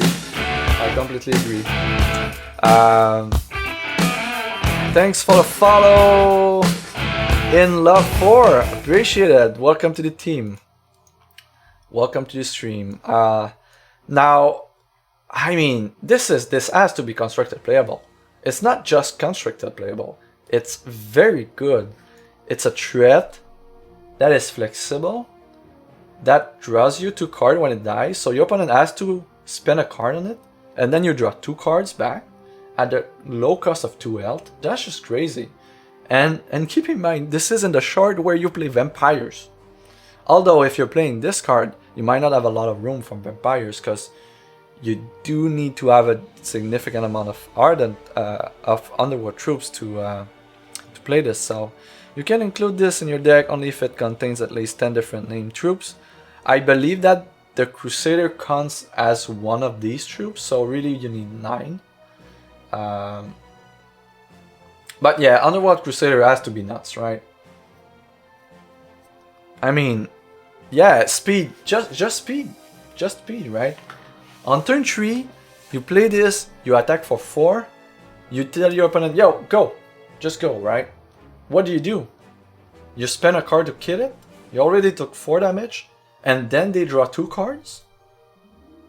And they did not even lose any tempo on that? It's free card draw, it's free 2 cards, that's just insane. That's a lot of value. And you're playing Blood, right? There's a lot of ways to gain health while playing Blood. I mean, if you're very worried, you might just be playing Godzak. That's an option. And not to mention other gems, right? The minor blood of it's not dread. Is it intimidation? It's frenzy speed. The other one is no frenzy. Yeah, frenzy speed. The other one is intimidation. Having intimidation in this one as a 3-drop is fairly significant, right? I mean that works pretty well as an early, you know, attacker with speed. and at some point it dies, and you draw 2 cards. Now, one of the cool interactions I see with this card is, and I don't know if we can make this happen, because that's a heavy deck list requirement, is what if you play this on turn 3, and then later on during the game on turn 5, you play a Dark Heart of Nilzan, and on your turn you have to sacrifice your Crusader. You just sacrifice your Crusader and draw 2 cards. So being able to have a control way to sacrifice your Crusader might also be a very significant thing. So think about champion powers that make you sacrifice troops, where the Crusader might be fairly decent. Because that would be a way where you don't spend any resources to draw 2 cards when the Crusader is not that relevant anymore. But let's not kid ourselves. Crusader is 4/4, so... Oh, Dark Heart doesn't work. True. Doesn't work. Doesn't work. But then again, the fact that Dark Heart doesn't make you sacrifice the Crusader, oh my god. Oh my god, these 2 cards work so well together. These are insane together. So 5-drop Dark Heart, 3-drop Underworld Crusader with speed. You know, I don't know what kind of major gem you put in Dark Heart and minor, but this could be Intimidation as a minor. If you have, you know, there's a lot of things. If you're playing Ruby, you might be playing Twin Strike and even Valor with Twin Strike and Zeal in it, right? So Dark Heart with Swift Strike and Double Strike, double damage. Why not? When you have a speed Underworld Crusader, right? That's just that's just there's so many lines where this is city, right?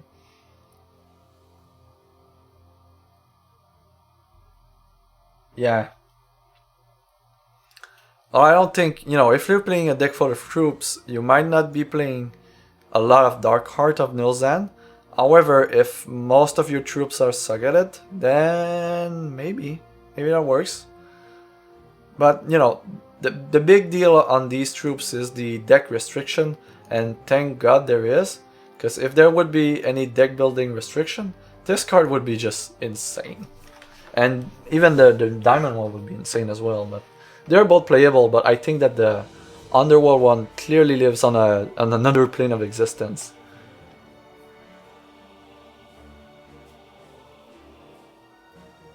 Oh yeah, for sure. I mean,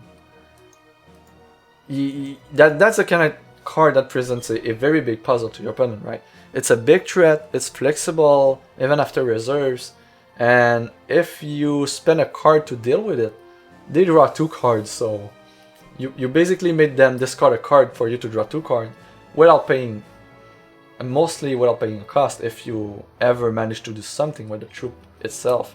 And if it has speed, then, well, I mean, you're golden. So that's it feels like the Underworld Crusader is a legendary in disguise. and keep in mind, this is the shard that gets Herofall and Casualty of War. Same shard. The same shard that will get a new Vampire at 2 cost as well. I mean, there's a lot of stuff going on with Blood in this set. It's easy to look at Wild and see how powerful it is, but I think it is decisively, you know, Blood would be decisively powerful, and once Blood, the middle settles in, and then we know the appropriate amount of, you know, removal in Blood that we need, there will most definitely be a Blood shell that is, you know, tier 1 competitive. That is not even, you know, I don't think that there's even a chance in a world with the cards that we've seen so far where we don't have a tier 1 Blood deck.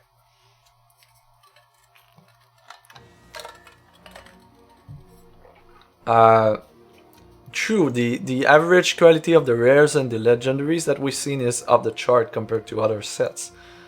And we might have to reevaluate what is a good card after this set.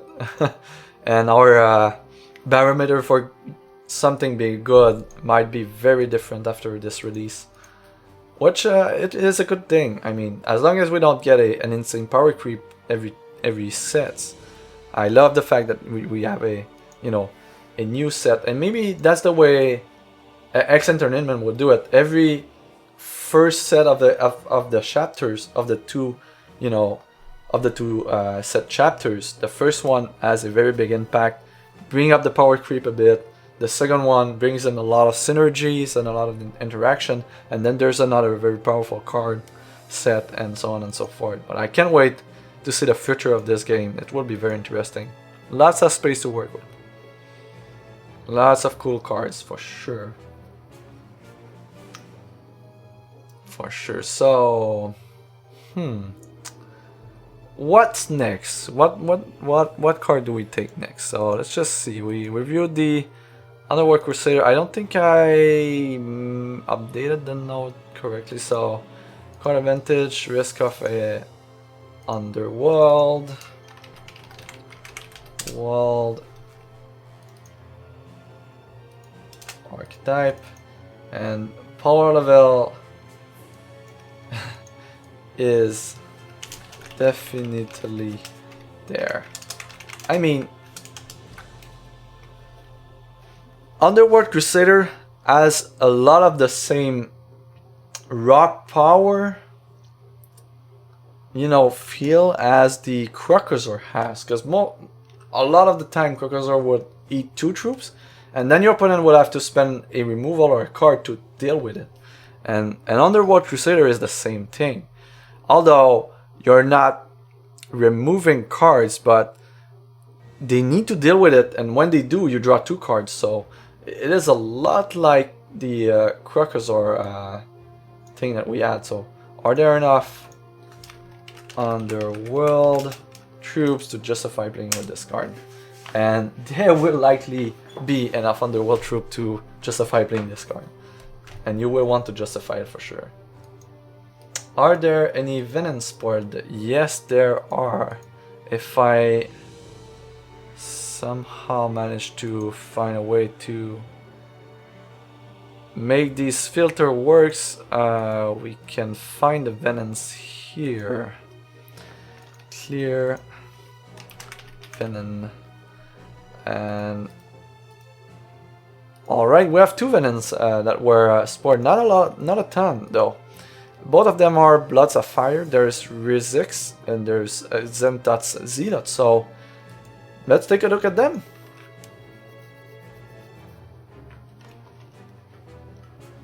So the first one, Rizix, is a, well, let me fetch the card here. This is in the multi-shard cards. Rizix, and the next one is Zealot. But let's just start with Rizix for now. So Rizix is a 3-cost 1 blood 1 sapphire threshold troop. It is a Venom. It is definitely aligned with the Underworld. It is a warrior. At rare, it is unique and 4/4. So now it's a 3-cost 1 blood 1 sapphire threshold for 4/4 stats. Another case where we've got higher stats than the cost. That card has unblockable. This is amazing. What's the catch, right? You play this only if there are 3 cards or more cards in the same crypt. So play this only if there are 3 or more cards in the same crypt. Now, no, right away, this is good. This is great stats for cost. That's the first thing. The other thing is that unblockable. So it is an evasive threat that has 4 attack and 4 defense.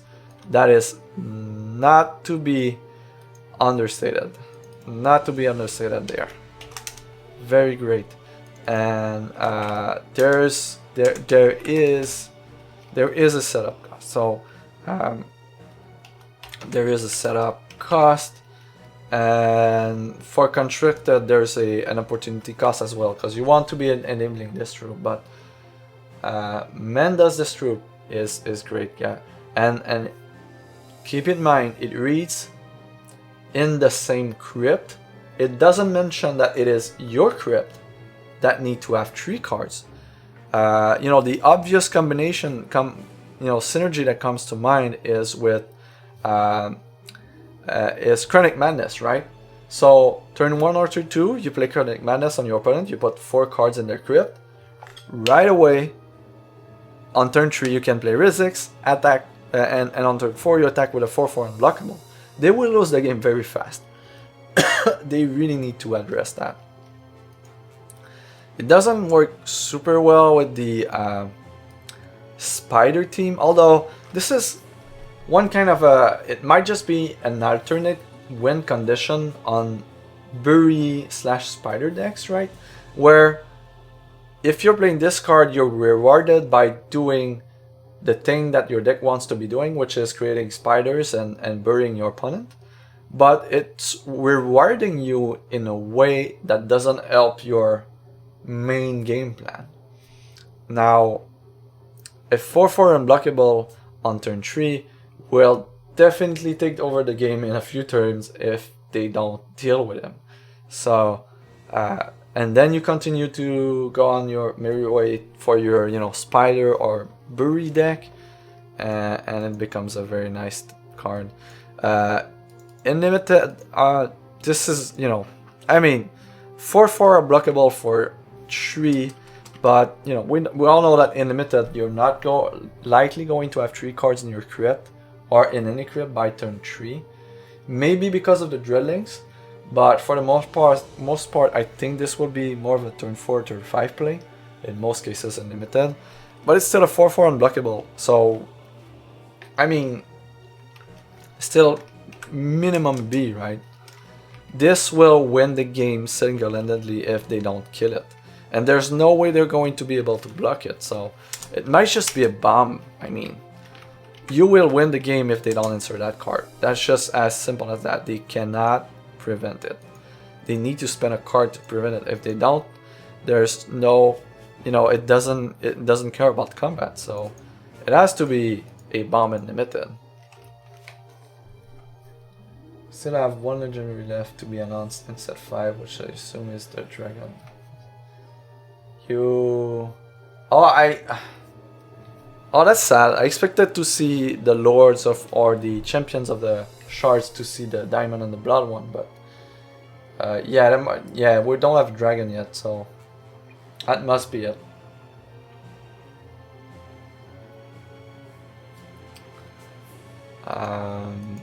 So yeah, for limited, this is not even a question. This is playable. It is a bomb. It is a high pick. Yeah, let's just write high pick. That works fine. Constructed. It is a bit of a weird one, right? Because if you want to enable this card in constructed, you will enable this card. But the things that you have to do to enable this card are not very good. You have to bury your opponent, spending, resources and a card from your hand to play Chronic Madness on the first few turns to be able to play this on turn 2, on turn 3. That's something in constructed, but in constructed you do expect your opponent to be able to answer your first few threats, right? So now you played a Chronic Madness early in the game for no value besides improving their crypt. And I mean improving because with the scrunch in the set and a lot of new effects that cares about the crypt, it might not be a good thing putting things into someone else's crypt. So turn 1 Arcane Focus, turn 2 the build Arcane Focus. Yeah, the good old 3 Arcane Focus play until turn 3, right?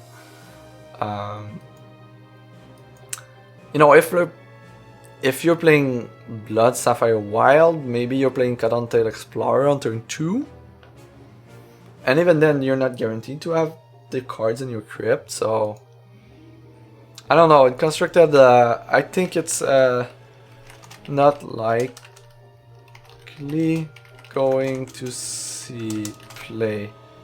To me, it appears that it would require a very specific context for this card to be good and constructed. And I'm trying to, you know, think about a context, what it would look like. And what the first thing that comes to mind is bury. But if you're burying your opponent, to enable this card, it means you spend your first 2 turns to bury your opponent for no additional value than to have cards in their crypt. So the next thing would be, you're not really using your bury on your opponent, you're using your bury on yourself, so that you enable this card and fill your crypt for Sapphire or Blood cards that would have Scrounge. Now I think that this one is a lot likelier, like a self-bury deck that uses the crypt a lot. Would love to play a card like that, because the fact that you're using the crypt a lot and filling it quickly would mean that Rizix is a nice play, early play, or even late play, and all the while you have a reason to put, you know, you have other reason to put things in the crypt. So I think that not likely to see play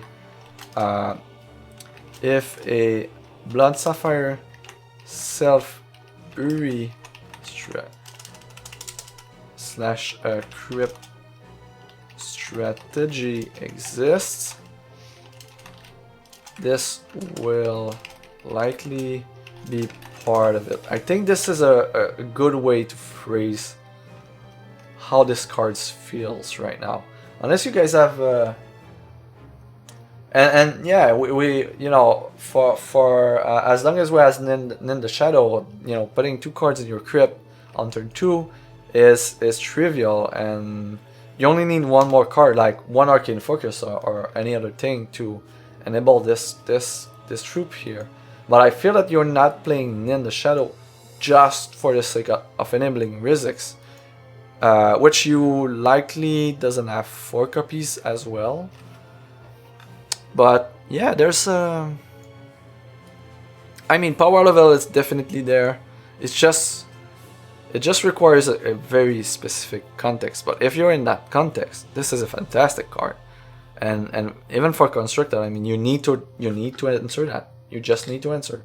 You're dead in 5 turns, and maybe even less. So definitely a cool card. Let's just tag this one in orange for now. The other one is Xentat's Zealot. This is a 2-cost Blood Sapphire, 1 blood, 1 sapphire Underworld troop, which is a Venom Cleric at uncommon. It is a 3/2. It reads, when this becomes blocked, put the top card of each opposing champion's deck into your hand. It loses all thresholds. So it is mostly card draw when it is blocked. When will your opponent be blocking this? They will be killing it. I don't think they will be blocking it. So they will only block it if they're close to dying, and it's either that or they die, right? And even then, this is card draw, but it's not as good as card draw, because you're drawing a card from your opposing champion's deck, and it is unlikely, you know, except in the mirror, that this card really ebbs you towards the purpose of your deck and the game plan that you have with your deck. So this is card draw, but it is not, you know, it is a bit lower in value than a straight up card draw from your deck.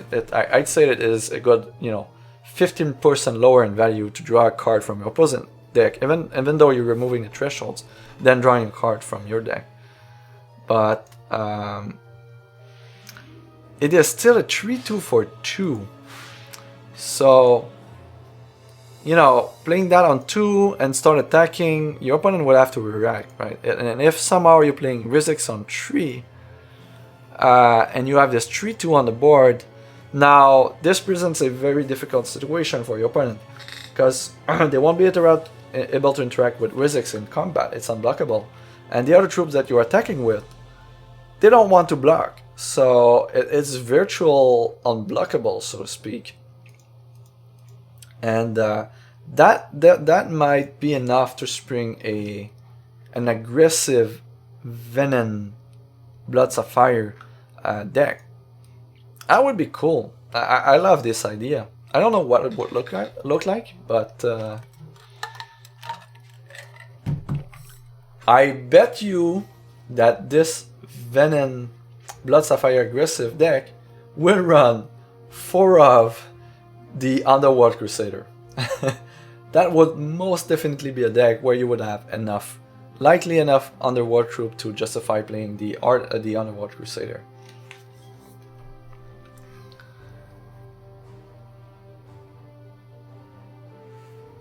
Yeah, it can, if they block, and if they block, you know, you're either suiciding the troop for a card draw, or you're just trading with a card. And if you're trading with a card and you're drawing a card, even if it's 50% of a real card from your deck, it's still drawing, you know, part of a card, and you traded your troop with another card. So it's not a 2-for-1, it's more like a 1.5-for-1 kind of deal.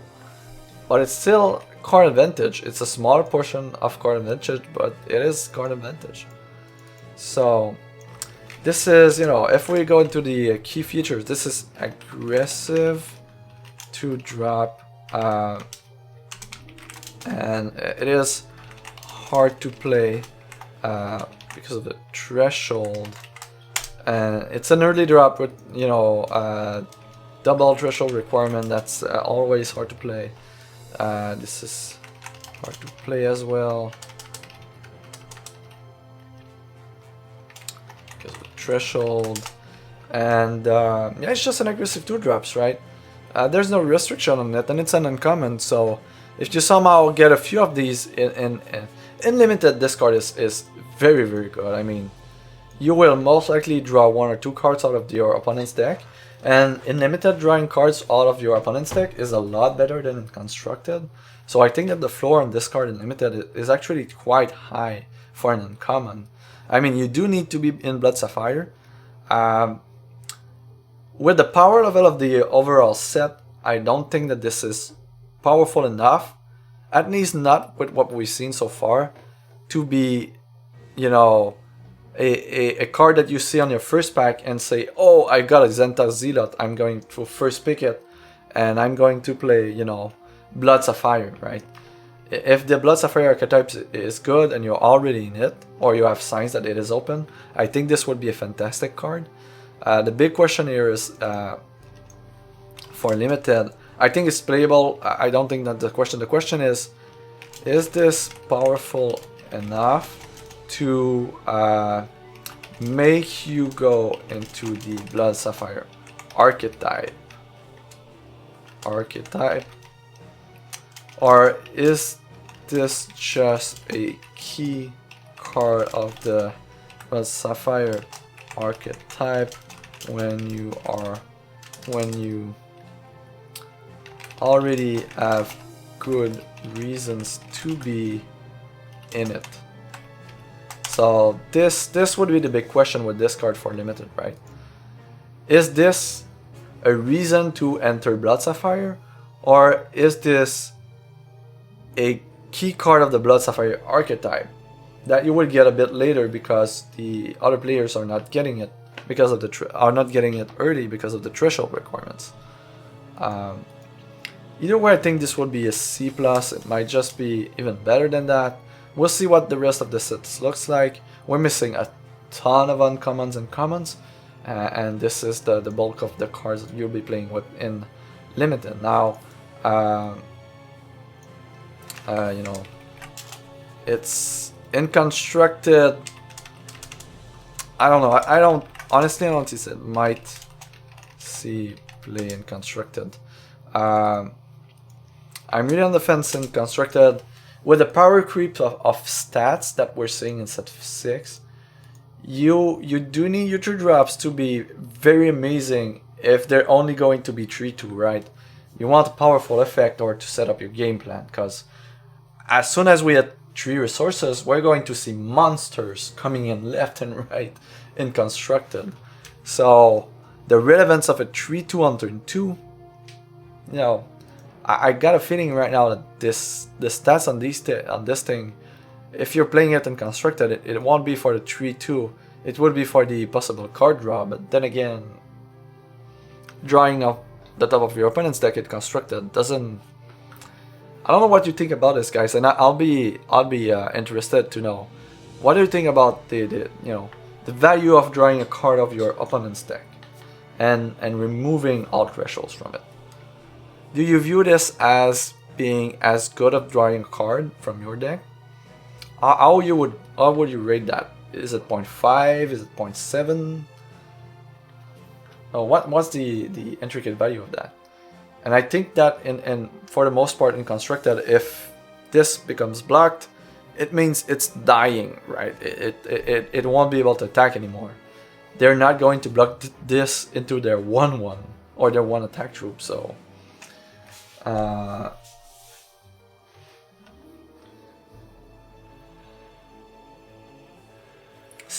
I mean, I don't know. I think it would be a fantastic limited card. If at the very least, if you're already in Blood Sapphire, it would be a fantastic limited card. It might be strong enough to make you go into the Blood Sapphire archetype, if there's one that is actually good. Most likely Underworld archetype, but yeah. So Blood Sapphire is not unknown for dedicated aggro strategy. I'm not sure how viable that would be. As mod play effects, add an aggro control archetype, which not seen. That value as a 2-drop protects it, countered and such. Yeah, that makes sense. I'd say 0.5, and it's a 3/2, so most likely whatever blocking is dying as well. Yeah, you're trading this for another card plus a 0.5 or 0.6, 0.7 kind of deal. That might be, enough, but still, seeing all the other, great cards that have been spoiled so far, it's just,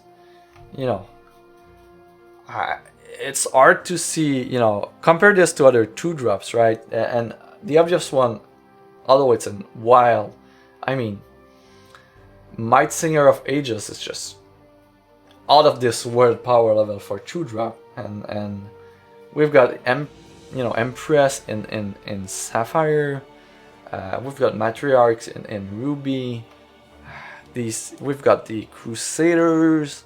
I mean, the power level of these cards are just, well different of the Zealot. And you want to be aggressive.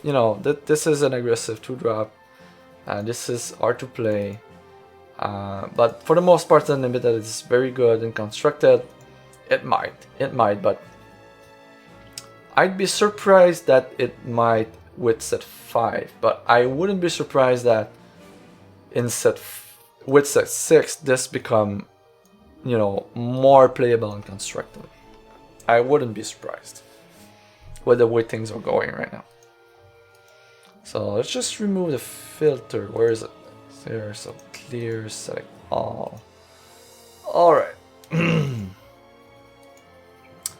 Alright, so what else should we talk about tonight? So do you guys have any over Exarch? I mean, I think that you will never play the Zealot in the same deck as you're playing an Exarch. These are fundamentally different cards that do not do, they do the exact opposite. With one you want to be attacking very fast and very hard. The other one is a blocker. You want to stall the game. You're not attacking with an Exarch, so it's not, to me, it's not a question do you play one or the other in a deck. The question is what is your deck doing, and if you want to be aggressive, if Zealot is what you want to be doing, then you go with Zealot for your 2-drop slot. But if you have an aggressive deck, you're certainly not playing Exarch. Heavy hitters post gem rotation. That's a good question. So let's see. Let's bring up the the gems here. I do have them in text mode, so let's try to work with the filter. I'm going to be acquainted with this filter by the end of this stream. So minor, select all, major, select all. Okay, that worked. Yes. So let's just sort by threshold. And now we have all gems in the set. Alright, so just take a deeper look at the gems here.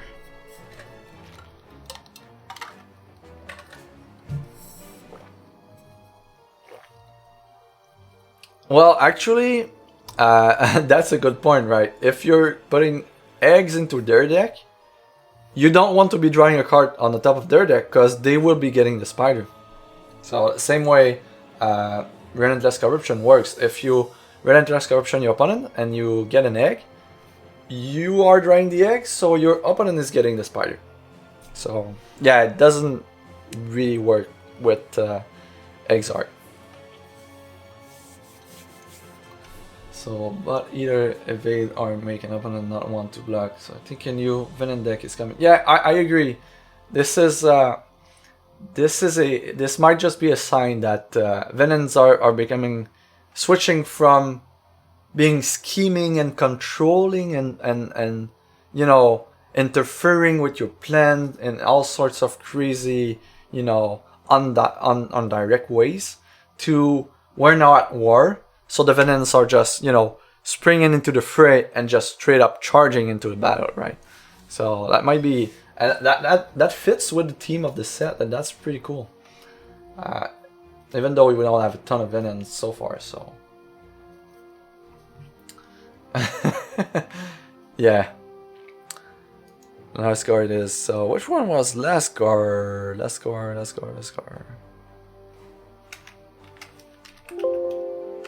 I'm not going to be able to try that, but let's just look at the gems now. Now that one is so there's two things with the gems, right? And maybe I should take notes with gems right now and maybe we make some assumptions and see if when we get a full set release, these holds up in the new context of the set 5. So if we start with blood, so first one, yeah, let's start with the major gems. So major blood, orb of sacrifice, 1 blood threshold. When this enter play, if you have a blood threshold, you may sacrifice a troop. If you do this, +3/+3. Okay, so this is a this is stats modification, stats improvement. It is a sacrifice outlet. There's definitely a setup cost to it, right? This only works if you have the blood threshold and that you have something to sacrifice. But what you do get is a lot bigger troop, and we currently only have major socket on 1 2-drop, if memory serves well. But we have a decent amount of 3-drops now that have a major socket. Well, a decent amount. We have a few, but namely we have Herofall, and Herofall also have minor. But I think that this gem will play a bigger role in limited than in constructed. Limited is a lot more about, you know, putting troops on the board, and you know, once we have that is a very good question with this gem. So, and I believe this will be the thing with the other. So,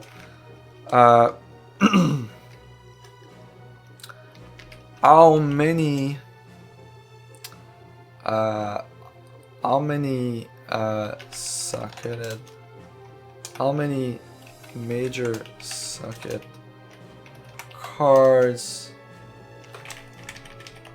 how many playable major socketed cards are there in the set? And for limited, I believe that the better question would be how many playable major socketed cards are there in the set?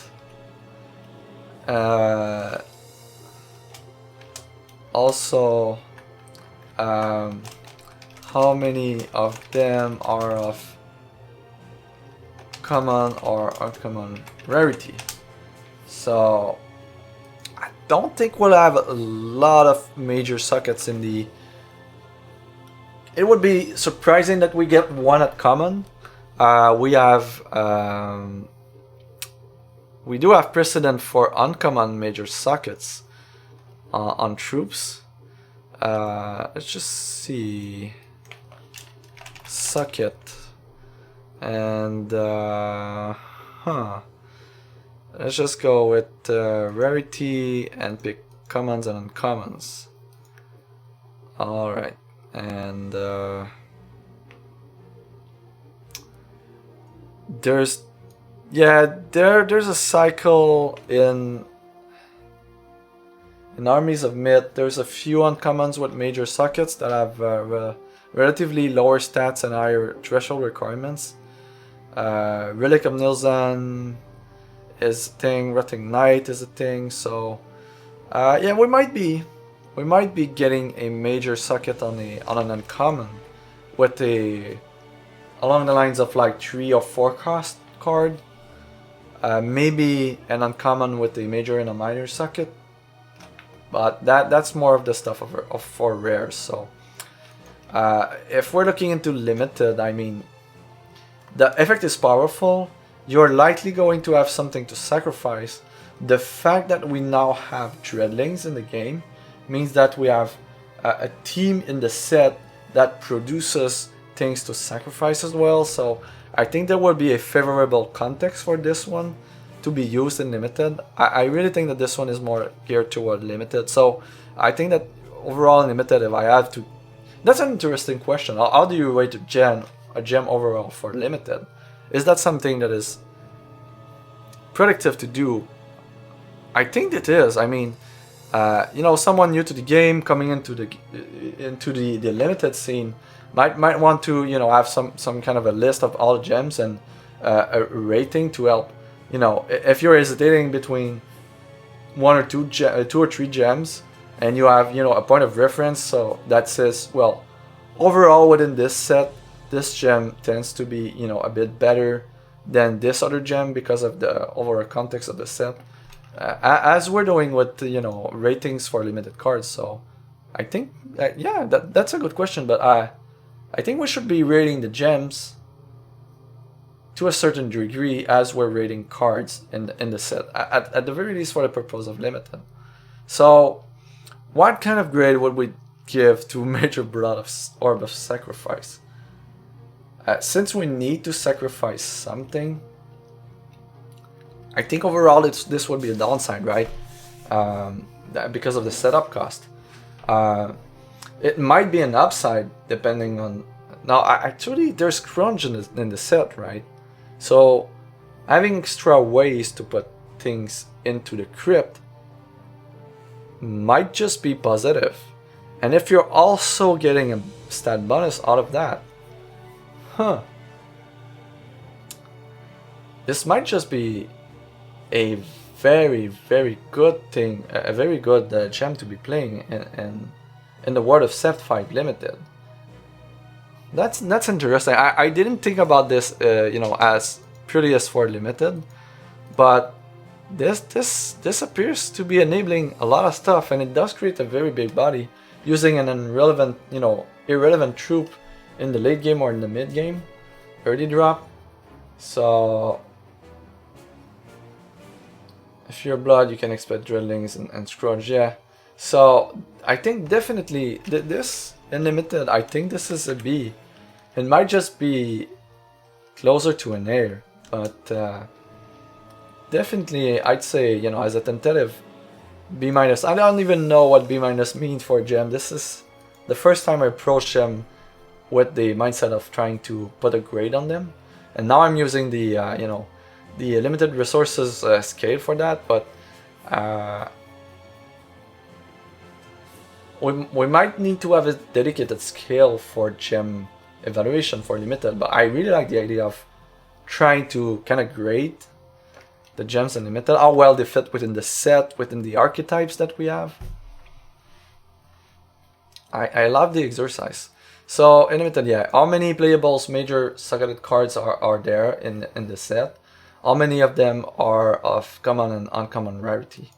Once we know that, we know how good this gem is in the set, or at the very least, how likely are you going to be playing this gem? And yeah, in constructed, I think that this would mostly be an enabler. Again, you know, what are the troops? What are the cards? You know, what are the cards that? What are the major sucketed cards? So if we're seeing a lot of major sucketed cards in the meta, and we might, because they're pushing this gem thing a lot harder than the previous sets. So this, you know, this is one of the gems that requires a very, very specific context to be good. And on the top of my head, sacrificing a troop to get the troop with the major gem +3/+3 in constructed, I don't think this is enough. I don't think this is strong enough. You're losing something on the board, and you're getting a +3/+3, sure, but you need to work toward having that thing on the board in the, you know, in the first place. So there's definitely an opportunity cost to it, and there's a setup cost when you actually play the deck. So there are restrictions here, and you gain a big troop, but then it's still just a big troop. And now that we don't have a minor socket to give spell shield to the troop, that means that, you know, Herofall, Casualty of War, Fireball, there's tons of ways to destroy or dispose of a troop right now. So investing a card to make this bigger, it's worth it, I feel, if you want to be very aggressive, right? So Speedy Galilgas with a +3/+3 on top of the rest, that would be a very big troop, but it's still just chump blocked by a 1/1, right? You need to put the minor blood orb of intimidation for that. But then again, you lose speed if you're playing that major with it. So this is a hard one. I view this gem the same way as Bonucci Champion, right? How much are we playing Bonucci Champion right now? Not a lot, because the setup and opportunity costs are decently high, and you're getting a big troop, but you know, it's easy in constructed to deal with a big troop if you have to deal with. If you build your deck and minding that, you know, in considering the fact that you're going to face this big troop, then you know you're going to deal with it then, and they're not going to get value out of the gem. Now, if there's a lot of stuff laying around, I don't know, maybe we get a very good, very efficient Dreadling creators. We already discussed that we most likely are getting a Sapphire Champion with around 3 charges that would create 2 Dreadlings. When we look at the spoiled cards right now, it really feels that we're getting that kind of a champion at some point in the 20 champion for the set. So it might be, you know, 4 cost, it might be in blood, but most likely we're getting a champion that creates, I would guess 2 Dreadlings. So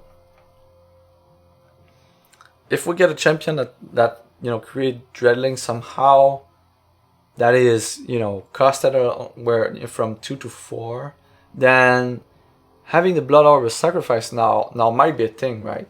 So it's all about this. I think that this gem, yeah, if anything, this gem is about synergy. It's about, you know, compiling, you know, you want to get, it's all about getting value both from the pump and the sacrifice. So if you're getting value from the sacrifice and also from the pump, I think this is a worthwhile gem, and if that's the case, it might be constructed playable, but it requires such a specific context in constructed, so I think this is not likely to be played in constructed. I think that the context where this card is playable in constructed is very narrow, and trying to imagine this context, I mean, that context would be easy to deal with now that we don't have, you know, spell shield everywhere. And I saying between quotes, we don't have spell shield everywhere because we have a very rare card that provides spell shield for 1 cost, and that thing is scaring the shit out of me for constructed. The thing with Herofall with spell shield, it's the fact that it's not interactive, right? But it's not relevant all the time. It's only relevant if your opponent has something to target your Herofall with. So most of the time when your opponent doesn't have anything to target your Herofall with, it having spell shield doesn't really matter. It only matters if they have something to target your troop with. Now, having said that, if you have a troop that has a 1 cost 1 shot ability power to give spell shield at quick action to one of your troops, doing this once and eating a card out of their hand will likely be enough to, 1, you know, save your threat and continue to put pressure, and 2, you traded this for a card and they are not necessarily likely to have, you know, the same kind of card to deal with your threat again. So I think we're going to see a decent amount of spell shield going around in wide decks, but that's a discussion for another time. Now, this major gem, I'm spending a lot more time on this gem than I think I would. But yeah, overall, it has a significant setup and opportunity cost. And we'll see with the new champions and the rest of the set if this opportunity cost and setup cost is high or just medium or just low.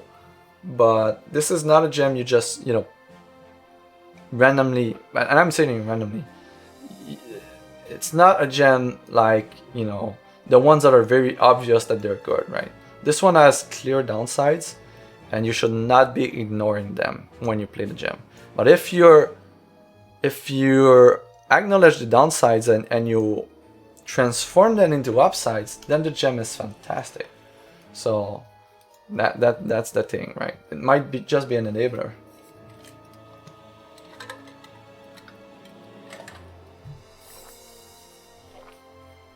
Banks a White Diamond, yeah, this is one of the strongest deck in the meta here for sure. So let's try to tackle the next gem, Major Blood Orb of the Underworld. So major gem again. When this troop attacks, underworld troops you control get +1/+1 and lethal this turn. +1/+1 to all attacking troop. This screams aggression. So now this clearly is an aggressive gem. So aggressive. You're not going to play that gem in a deck that is controlling, in a deck that wants to be defensive. You're going to play this gem if you're going to play it, it is in an aggressive deck. Now, if you do have an aggressive deck, and you put this major gem into your underworld troop, now you have a very decent attacker, right? That troop that has the major socket might not be an underworld troop per se. So just don't make the mistake to assume that this gives +1/+1 to all your troops.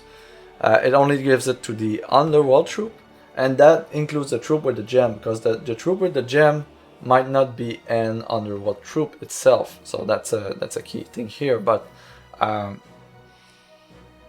because we've seen a lot of artifact troops with sockets, major sockets. So, but this is clearly a gem for aggressive decks. There's definitely an opportunity cost, which is underworld. You need to be underworld centric. So, and to a certain degree, there's also a setup cost.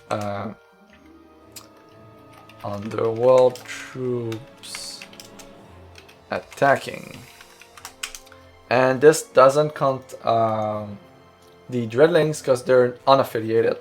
So, do we have any current underworld blood-socketed troop? That's a good question. Let's just find out. So clear, select all.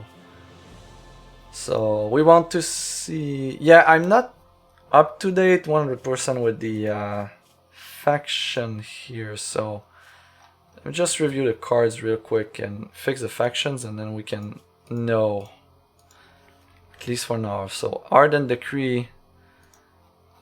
This is not battle agenda.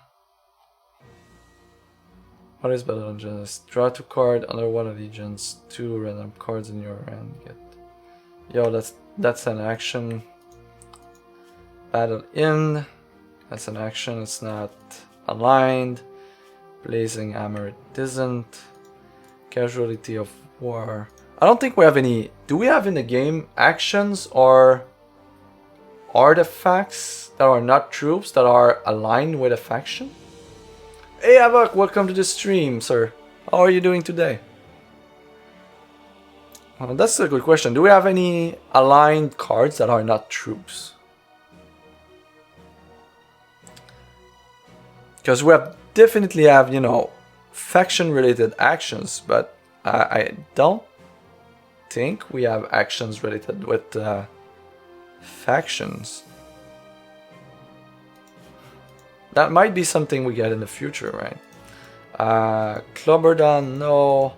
Cloud Runner, Diamond Sapphire, Cloud Runner. It is an Ardent troop. Oh, why is this? Why is this diamond? Okay. Coracle Witch. This is unaligned. Yeah, it's online. And Crackling Tide on the line. Okay. Dingawiz is online, right? Yeah, Dinglers are not good enough to be aligned to anyone. Alright, next one, Dread Factory. It's a constant Dread Technomancer. This is on the world. Alright, so it's not Dreadling, they are unlined. Dreamweaver Ancient, this has to be Ardent. Yeah, there's no way it's not Ardent. And it is Ardent, so okay, so this one is Ardent. Elder of Lost Ages is also Ardent. Yes, it is. Alright, Eternal Invoker. It is unaligned. I think we're mostly done. Fortress. Aligned. Gift of the Mentee. Hilltop Monastery, no. Intimidating Display, no. Living Factory. Llama 5.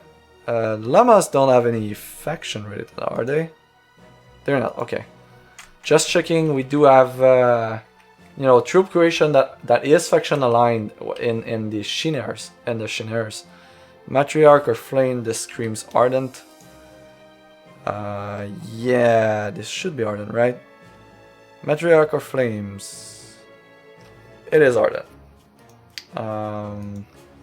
Mecha Philcape, no. And Moonrise Elder, this is in Diamond. Coyote Mage, this is Ardent. Nefarious Corruptor, Troop Goblin. Nefarious Corruptor in Blood? Huh. Nefarious Corruptor, this is unaligned. Oaken's Dread, Elf Cleric, this is Ardent. Unaligned. Online. And Satius Root Bat, this is an Elf Rogue, so it's Ardent. This one online. Oh, there were more than I thought there would be. This is Underworld. Aligned. The Stinkhorn. Shroomkins are not aligned, right? Do they have Underworld Allegiance? That would be sad for the Shroomkins. Stinkhorn online. Okay, so Shroomkins are not aligned. Alright. This should be Diamond. So bear with us. We'll find. I think that's a very relevant question to be able to identify, you know, how many Underworld troops we have and how many Ardent troops we have, since we do have the 2 gems that specify that relates to them. So threshold is 9. What's that? Cost is 9. Threshold is BBB. All right. On the world, aligned, aligned, aligned, aligned, aligned. These are artifacts. Troop Human Ranger, this is Ardent. Coyote Warrior, this is Ardent. And okay, we're good, we're good, we're good. Took a minute there, but now, because when I started to track things up, I didn't add the faction for cards. But as as we quickly realized, what faction is a card is a very relevant information for this set. So the question was, how many Soggeted troops we have in both factions sports so far. So let's just do a search for Soggettable. Let's just cancel the search, clear, search for Soggettable, select all, and okay, so that works. Now faction sort. We've got 1 Ardent troop with a Soggettable with a socket, and we've got 4 Underworld troop with a socket. That's interesting. Right now there's at least for set 5, there's more up to now from the reveal that we have.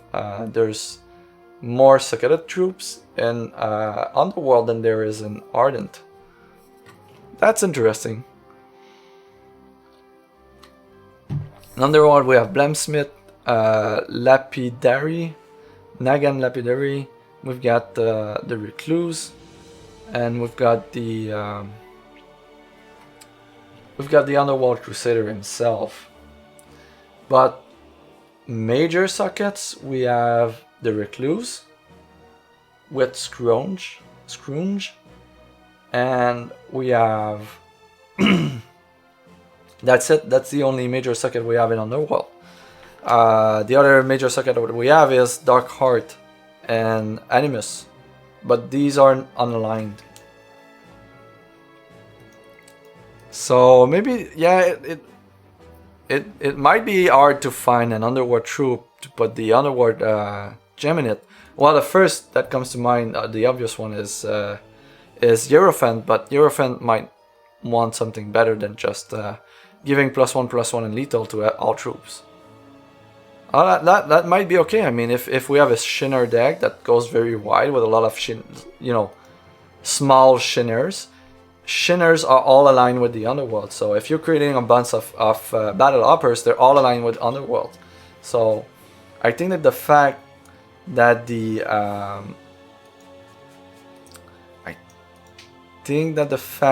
these major select all, minor select all. I think that the fact that we currently don't have a way to mass produce Ardent troops, but we have a way to mass produce Underworld troops, means that the major blood orb of the Underworld, I think we'll see more play than the major diamond of the Ardent, because these are very similar. Alright, so they're both aggressive. There's a opportunity cost, there's setup cost. In this case, it's Ardent. And yeah, for limited, I think it would be a lot easier to have an Underworld or Ardent team. But then again, these major circuits, they're not on they're not on commons. Sometimes they're on uncommons, and they don't tend to be great. They're mostly on rares, right? So, but if you have a rare with a major socket and you're playing a lot of Underworld troops, I think this will still. I think this, more than the other gem, will be fantastic. I think that if you have access to a major socket and that you're playing Underworld troops, this will be a very significant impact. This will have a very significant impact on the game. And then if you get the bonus only once. So I think this will be... my guess is that it will land somewhere along the A-. So for limited, of course, the same questions, since it's a major gem. And also,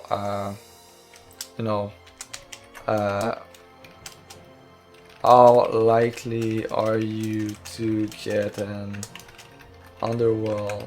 No. How strong? Yeah, that's a better question. How strong is the world teamed deck? Archetype or deck? Yeah, archetype. Alright, in constructed, I mean,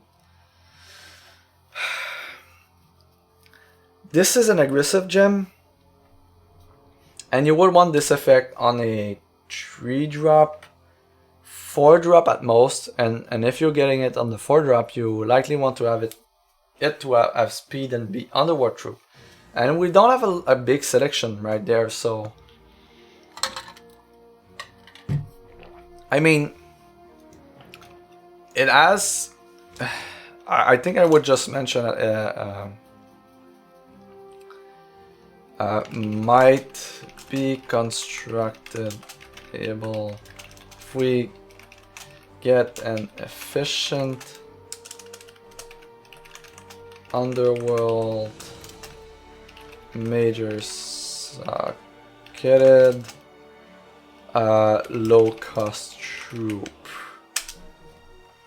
That is a big ask, but if we do get one, that might just be a thing.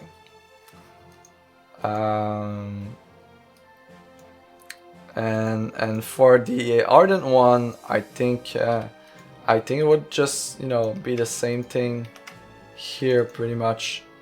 Ardent instead of Underworld.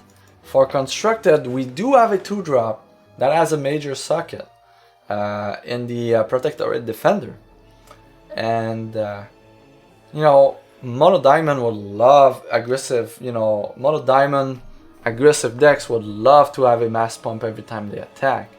So I think the fact that we have an inhibitor basically for this gem right now, I think that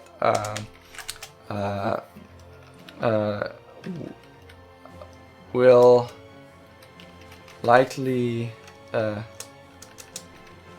might be played in diamond aggressive deck in Ardent team diamond aggressive decks.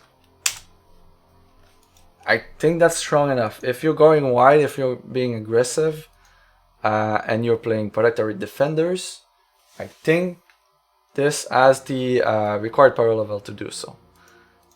This seems to be okay. For limited, I believe that this is likely a bomb. I mean, if you can have an Ardent with a major socket on a troop in your Ardent deck, and you have access to diamond, you will likely be playing this gem. But that does require the troop to attack, and you might lose it. But if you're pumping the whole team, you know, you will trade the card with another card. You will might be able to trade up your other troops with other troops. So definitely a strong proposition there. Just look at Twitter real quick, see if we have other supporters so far for the night. Ooh, Snake is streaming, that's nice. Alright. Motor Strike Driver, we already have that. Reveler discussion. Okay, so no other supporters available right now. Let's just refresh 5 shards just to be sure. Nothing on the forums or things of the sort. Alright. So, gems. Let's wrap up Blood, and I think this will be all for me tonight. Minor Blood of Frenzy, again, this is speed in all zone. This is, you know, this screams, this is aggressive. And it's really all there is to it. I think if we would have to give it a grade, since we have Assault mechanic in the set, I think this should be a C+, right? You're likely to be playing it in your blood decks with it is a decent option in blood decks with minor sockets. Oh, what are the minor socket options? And in constructed, I think that this is will be played in constructed. Getting something speed that should not have speed in constructed is very significant. It changes the way the card interacts with the board. It changes the pace of the game. If we're speaking about a very big troop like a Root Fodder or Gallows Cast, giving it speed is very significant. That's a world of difference. The bigger the troop is. So definitely, you know, this minor gem of Frenzy will be played in constructed. Of course, you know, it's very context specific, but you know, if you want to, if you're playing you know, minor socketed cards in your constructed deck and you're playing blood, you might not be playing speed in these cards, but you know, after the reserves, if your best plan is to speed up the game because you're not going to win the long game, then switching a few minor blood gems into blood orbs of frenzy might just be the thing that you need, right? And speed is you know, generally very relevant. Now the last one is intimidation, so that's another aggressive gem. So you see, out of the 4 blood gems, 3 are aggressive and both minor gems are aggressive. Both minor gems want you to attack. This provides, you know, provides evasion, and evasion tied to attack. So you know, what are the minor socket options with high attack? What are the options to improve a troop's attack value? So these are the questions you need to ask if you're about to run this troop. So, you know, high attacks with minor sockets, you want to have, you know, ways to improve attack on minor socketed troops. For constructed, you know,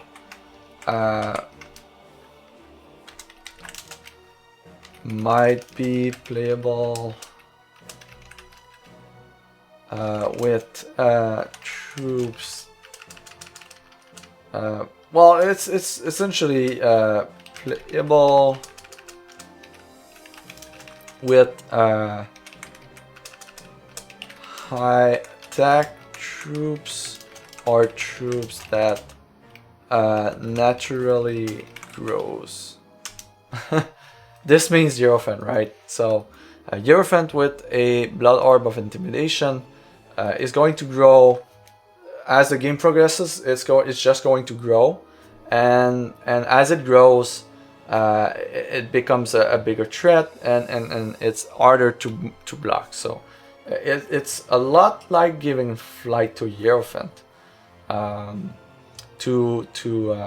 for a good portion of the situations where you end up with Hierophant. If you're playing troops over troops with Hierophant, it's going to grow and it's going to be harder to block. It's not going, and just for the fact that you're not going to be able to chump block the Hierophant, that is significant. If we're playing a game where blocking is involved in constructed, then this gem makes sense, right? So maybe we say how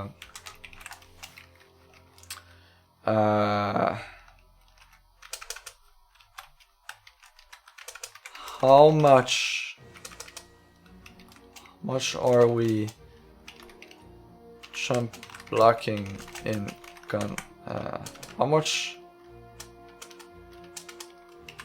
blocking is involved? I'm trying to find a good way to phrase that. You know, how much blocking is there in the format? If there's a lot of blocking, this gem just becomes better because it just removes the small blockers from the equation. If there's not a lot of blocking and happening in the format, you're likely going to want another minor gem, because, you know, if they blocked it, it's going to be with a big troop, so they will either trade, or you would trade with an actual card and not, you know, a very small buddy on the board. So I think that, you know, the more we block in the format, the better. And you know, Herofall, from everything we've seen so far, it's all about attacking, and we've seen a lot of troops with high attack and as much attack as defense, or higher attack than defense. We didn't see a lot of troops that are defensive in this set so far, and it's a war, right? The war starts, everyone, you know, jump into the fray, and the set is not about defense. The set is about attacking for the most part. So I think that this gem in limited would be good because of that.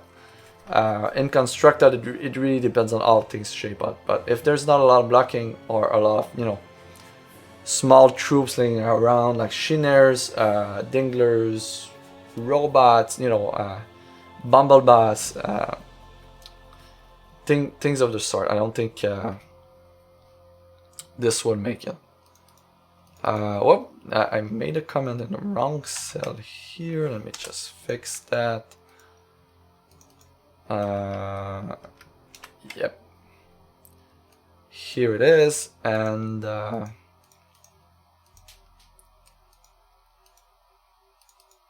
yeah. And that would do it for blood gems. So let me just tag them to remember that they're done. Visually see that they're done. and this one.